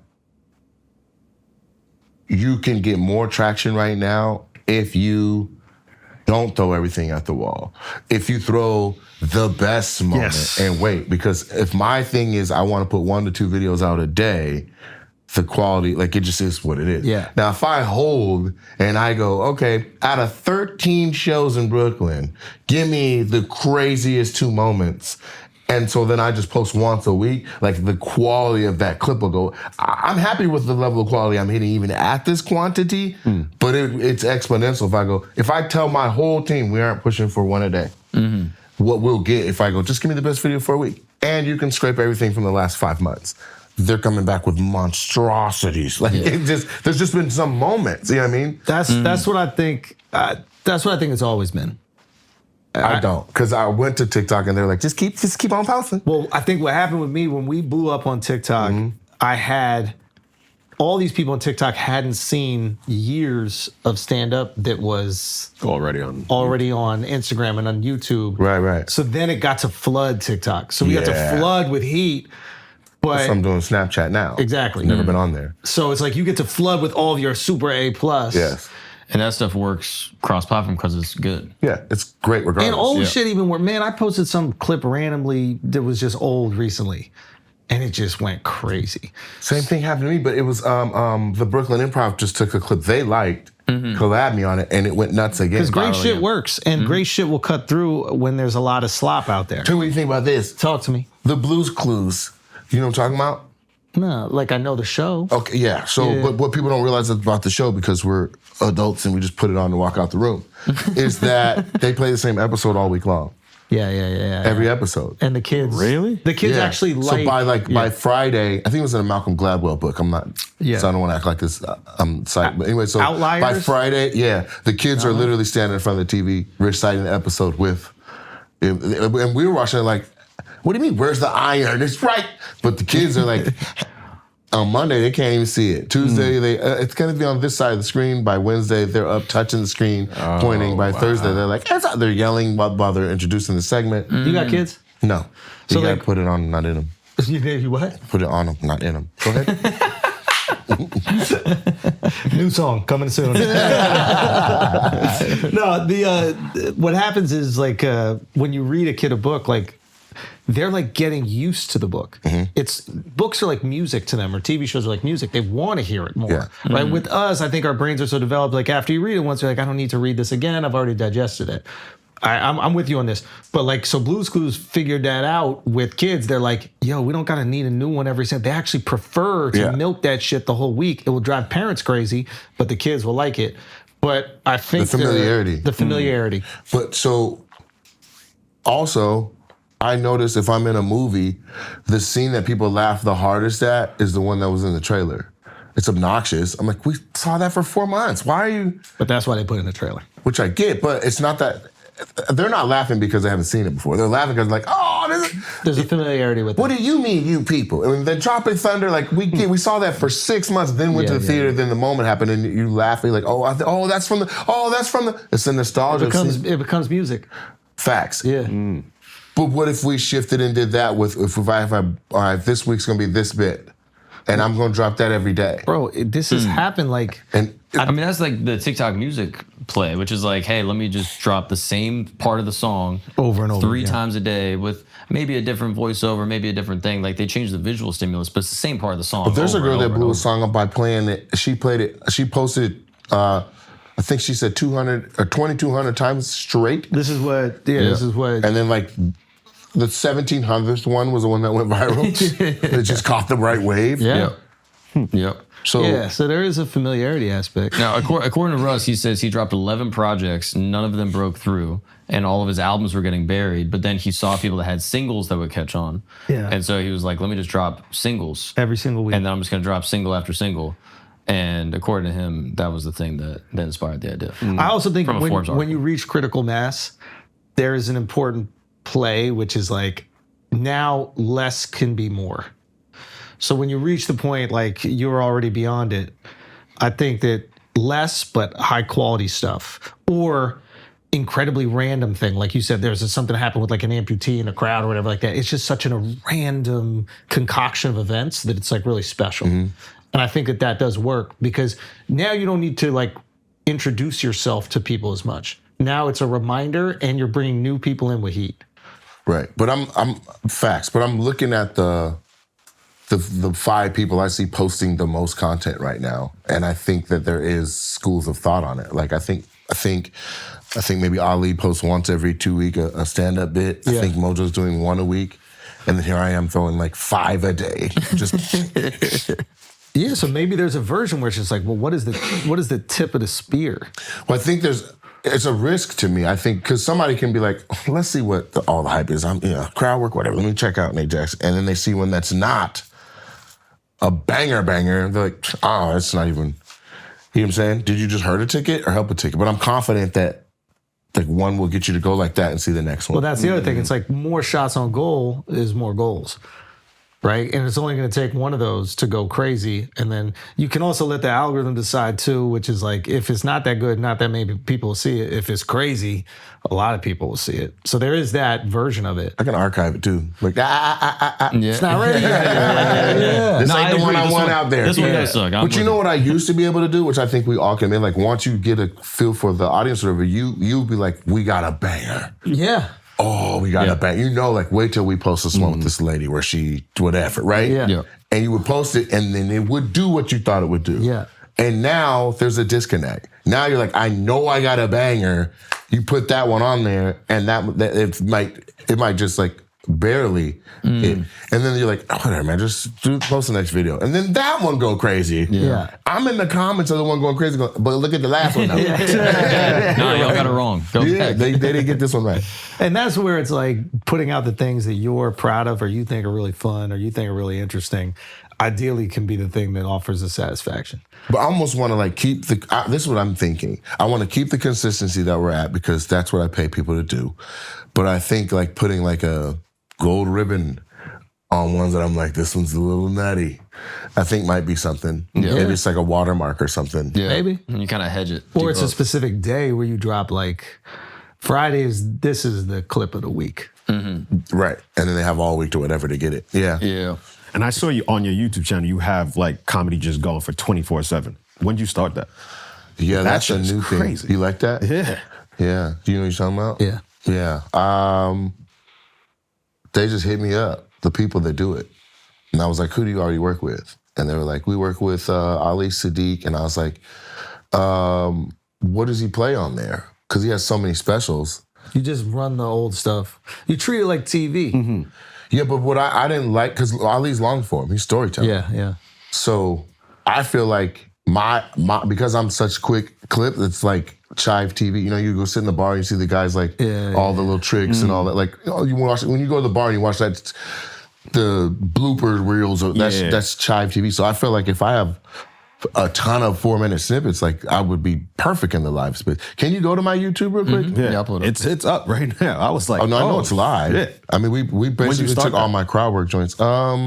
It's been maybe 3 months. It's also a good like monetization thing. It's like you getting ads throughout the Well, entire we'll see, day. but I mean, it's just always on. And then they're commenting, they're going. What I'm trying to get them to do is enable super chat over there so that, you know what I'm saying? Which is what I thought the green comments were. I opened it one day and was like, you mean they all pay me $1? But, no, but they're in there talking. I don't know, does it say how many people are in there right now? Look at this nice white audience shot. 200, No lies. 214 people watching right now. That's crazy to me. Wow. Imagine if 214 people were sitting right there. Like, you're like, oh, this podcast is packed. But there you go. But look at that. I don't know where we are, but that's my crowd makeup. Yeah. Yeah. Wow. It's fascinating. Okay, you want to rip through a couple more films? No facts? Yeah, let's do it. All right, this is white people doing white shit. But I don't know if you saw this. This is fucking a wild clip. This is a woman in Austria paragliding. I think I did it for plane hits it. She's flying around. Oh. Yeah, I did see that. It's so crazy that even though I said that, it's still crazy. Pulls out the emergency parachute. Yeah. Bang. The emergency parachute's not amazing. Is it ripped up? No, The first one? Yeah. No, the emergency. Oh no, that's The a emergency cloud. one is the white one. Yeah. Oh my God, bro, that's fucking terrifying. And then you got to figure out how to land with the emergency one. Oh. Your emergency chute's not going to slow you down as fast, so you're just landing. How old is she? Hard. She's not a young lady, huh? Yeah. This is how married I am. I'm enjoying those moans. I was gonna say she's not making enough noise. I would have been like, woo! Survival. So those grunts did something? Oh yeah, man, I gotta cross my legs. Nice to hear a real You grunt. got to rub it right away. Like she didn't fake that landing. You know what I mean? Her ass hurts for real. She's gonna feel that for a while. Huh? Wow, that's what it sounds like. All right, one more and then we get out of here, my man. Yo, that's crazy. Crazy, right? Yeah. And she survived, and then the people in the plane were apparently fine, and they're like doing an investigation on how the fuck that happens. I mean, There's a lot of space up there to get in an accident. That's what I'm saying. That's intentional. this was a clip that was It also sent shows to you how me. fast planes are going. Sure. Bro, this guy cracks me up, man. What's the name of this? There's a name. Derek? Is it Derek something? Let me find it. Oh, what's his name? Yeah, David. David Comedy. David_comedy. So pause. So what he does is he What? could do every accent pretty much, and he can also like fake speak the language. But he's not saying anything. Okay. And he walks up to people and then he starts fake speaking their language. Right. And then that's the video. And he does it with you walk up to Chinese people, he fake speak Chinese. And to them. everybody hit him? Not because Yeah, they're trying to figure it out. They see a white guy speaking Chinese, so they're And they like, hear enough to be like, I think he is. you'll see it. Run it from the beginning. Where you from? 透的是，透的是，透的是，透的是，透的是，透的是，透的是，透的是，透的是。 That's ping. 尼玛字， Like ping pong. 你把豆麻打开，字，尼玛。No, you forget. OK. 扣事字，扣事字，扣事。 That's the whole My man thing. gave up and just started eating. Okay, I mean, we got a couple other random feelings, no facts. This is, this, FA sent this one in because he wanted you to see it. Okay. It's a woman who's at an event and sells feet juice. So she has a sign that says feet juice for sale. She dunks her feet in here, and then people drink up the feet juice. Nah, this gives us a bad name, bro. This is Wait, what do you mean us? just the people who enjoy feet. Are you a foot guy? He's one of those. I thought I was until I saw that. Yeah, this is This gives not. perspective. I mean, yeah. When you say you're a feet guy, what's that mean? I don't like to do anything to them, but I just think that they gotta look nice. Yeah, for sure. Like I don't No, want to but be with a he- girl with fucked up feet. Like back in the Yeah, day. but this is a lot. No, this is weird. But let's just say you saw like a very attractive woman and she had bad feet. You not smashing? Nah, boomerang. Boomerang Al. Does that mean you smashing? No, it's the movie. Eddie Murphy. Oh, no. No, he Man gets of with culture. Robin Givens and she's crazy bad, and then he pulls back the covers and her feet are just like. Can't do it. And you won't do it. Yeah, no, that wasn't her feet. That was Iva LaShawn's. No. I Either don't way, remember the woman. a Oh, yeah. beautiful woman, and he laid in the bed, and he was literally like, "Let me see the cover." And when they pulled back, she had like your feet, and so then he sneaks out of the bed and out of the room. But that's what you would do? Yeah, I want attractive feet. Yeah, No, I still Are do you it. one of them brothers that's like, you ain't smashing the feet? Like, What if the I want feet, to? I ain't touching the feet. What if I do want to smash the feet? No, I'm not touching the feet. Like if the body's right, like that's, if everything else is For right. wifey, or just like for one night, Nah. obviously, who cares? Like, No, you one night. If they had bad feet, you wouldn't even. When I was in Argentina, I was looking for a girl who was missing a finger. Like, I didn't care. Like if you're there for just like an amount of time, okay, I thought it went that far. No, but like if it's wifey, like obviously you're gonna have to look at those things all the time. Yeah. Yeah. Okay, we on the same page. This guy brought up an interesting hypothetical. Would you rather be a 5'2" white dude or a 6'5" black dude? Ooh. 5'2" is pretty short. Yeah, 6'5" black dude. Yeah. Yeah. What would you rather be, Nate? Never thought of that. I don't know the life of a 5'2" white guy. What is it, just rejection everywhere? Yeah. But you might not get harassed by police as much. You know what I mean? You won't. Yeah, you might You're not in get, danger. You are the police. You gotta be a cop. I'm kind of liking this journey I'm on here and what I got. But so that is interesting. Is Heightism worse than racism? No. Yeah. Because, no. But you'd rather be a 6'5" black dude. I can't tell how tall he is in his car. Fair. Yeah. You know what I'm saying? I can't tell. He can wear heels. Yeah, that's true. Put on You a can't boot. wear heels as a guy, man. No, they got those heeled boots. Yeah, who would ever do that? Yeah, you know. Yeah, you wear some lifts, Al. Give you a little extra. You know, there's nothing wrong with that. 5'2" is crazy. 5'2" is tough. There's a number where you do it, but like 5'2" is crazy. All right. Would you like to be a 5'2" black guy? That you can't be Duval or Kevin Hart. 5'2", hold on, 5'2" black guy or 5'2" white guy? Nope. Wait, Just a 5'2" black guy. And there's no or. Just the third one. The third one is, so I could be a 6'5" black guy, Yeah. a 5'2" white guy, or a 5'2" black guy. Or 7-foot Asian. Oh, that's fire. Oh. A 7-foot Asian is kind of lit, to be honest with you. 7-foot Asian, 100%. Yeah. Yeah? Yeah, Even though you have the you're- smallest dick out of everybody on the list. but it's 7 foot. It's Asian for Asian dick. No, it's small. You're the biggest. It's small for Asian dick. You add another caveat to this that are completely Of course, it has to have a unfair. downside. Why wouldn't we all want to be the gigantic Asian man? There's no bad side. Gigantic Asian guy with a pretty big dick, but it's not big for 7 feet, but it's pretty big. No. Micro penis. This micro penis. You're talking about terrible. micro. Fuck it. Yeah, you're a gigantic Asian. Yeah. Pinky toe. Nah. I love feet. I love feet. Yeah. Dude, That's a tough one for me. Seems like I just got more foot. yeah. You got an extra toe. That's kind of nice. No, I don't know. I can't do micro penis, even if you're 7 foot Asian, because what's the point? But you go to the league if you're a 7-foot Asian and you sell your jersey all over China. Yeah, but you got a micro penis. No, that's crazy. Now, what would you do? You got to be 5'2" black dude, right? Yeah. With a massive hog. That's not bad. That's what they keep saying about Kevin Hart. You got a piece? Yeah, that's what for the whole week of the roast, Yeah. I kept seeing all these videos by, what's the white guy that paints his nails that was on the roast? Big J. Okerson. Big J. Okerson kept on dropping videos about how big Kevin's dick is. Really? Yeah, and I just, all week I was like, hey, yo, come on, fam. You got a different algorithm. Yeah. What's your algorithm, man? I didn't see any of those videos. I don't know. I just saw Chelsea Handler whining. I thought as much stuff about roast as I could see. Yeah. And so I just I was like, that's enough. I saw everything now.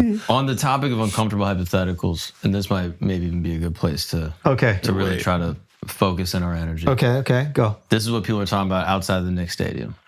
Sleep with your girl for the Knicks to win it all? I would let Jalen Brunson sleep with my girl, my mother, my sister. I'd let him sleep with anyone he asked for it. Would you let Jalen Brunson sleep with your girl for the Knicks to win it all? For the Knicks to win it all? Yes. Would you let Jalen Brunson sleep with your girl for the Knicks to win it all? I'd let him sleep with his girl. I would always let Jalen Brunson. So this is the question. Nah. For the Knicks to win it all, bro. Nah. I'm going 42 years without it, man. It's not like we're not used to not having a championship. No, I got too used to it. I'm unfortunately comfortable with it. Sleep with your girl is crazy. There was one where a dude says that he would take strokes. He would take a backstroke. Yeah. He would take black dude, by the way. This is progress. Nah, bro. but he's from Jersey. Wait, what's that got to do with anything? There's no way. What's that got to do with anything? You telling me Jersey's more progressive than New York? There's just no way in New York. Are they gayer in New Jersey? Nah, they're way gayer here.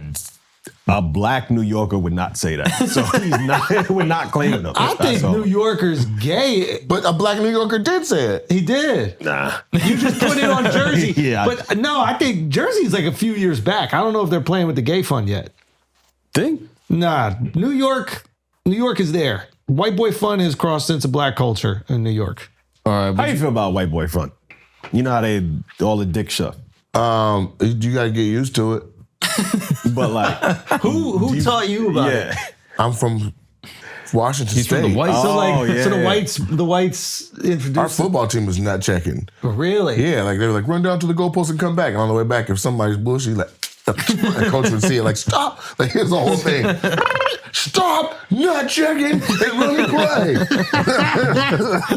play. So, did you grow up with quarterback was nut checking the center. Like, he couldn't even run a play.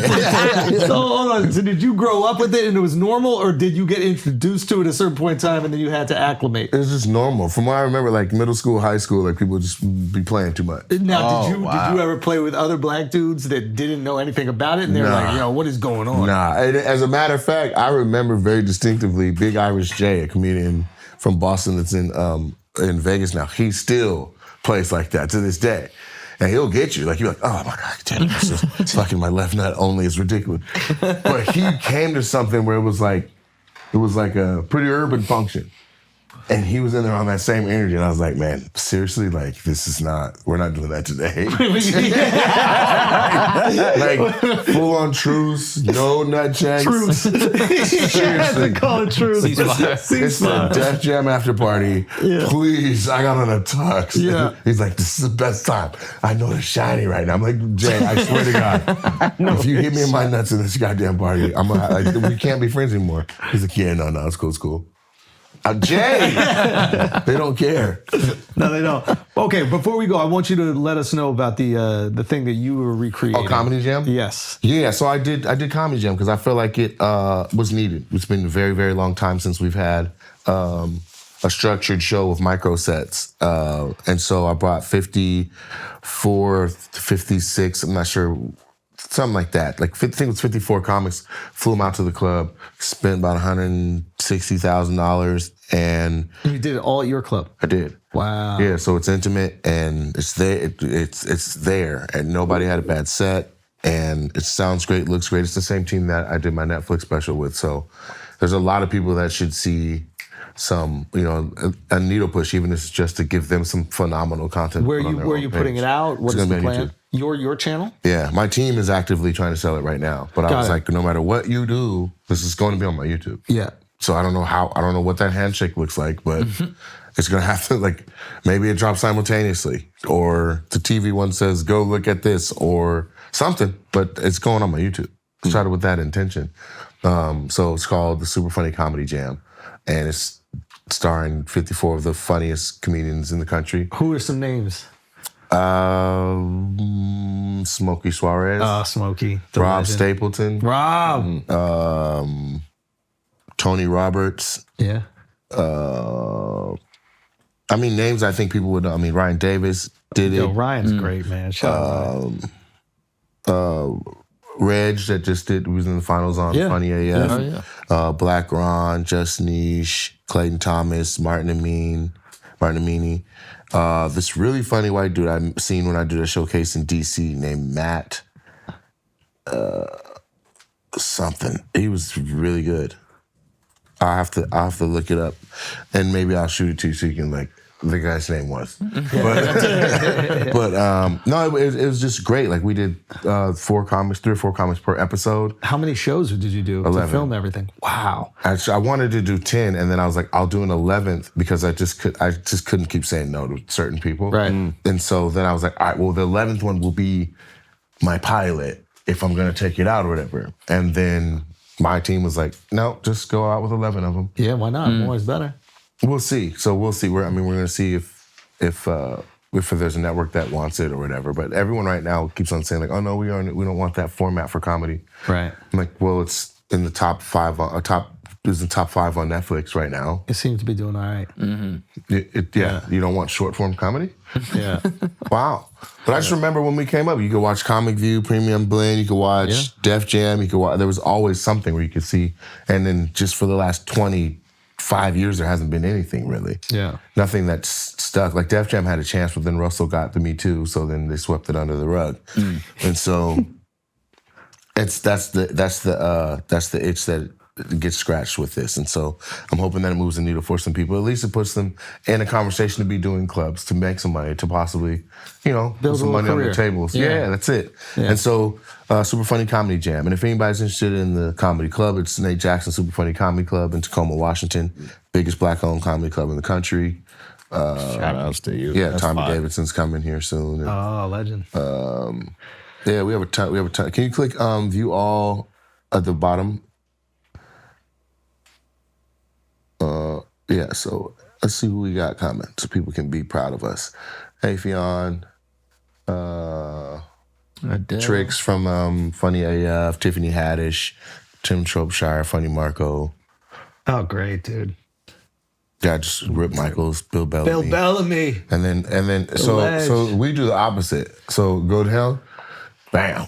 Rosebud Baker. So There you go, Let's go. once a month, we have a white guy.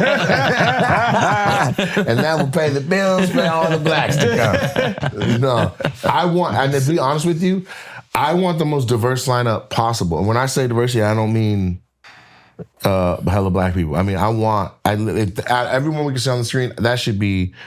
We don't need this many. It looks like an NAACP meeting. Like it's hella black people. But the agents assume because it's black owned, those are the clients that they read off to me. Right.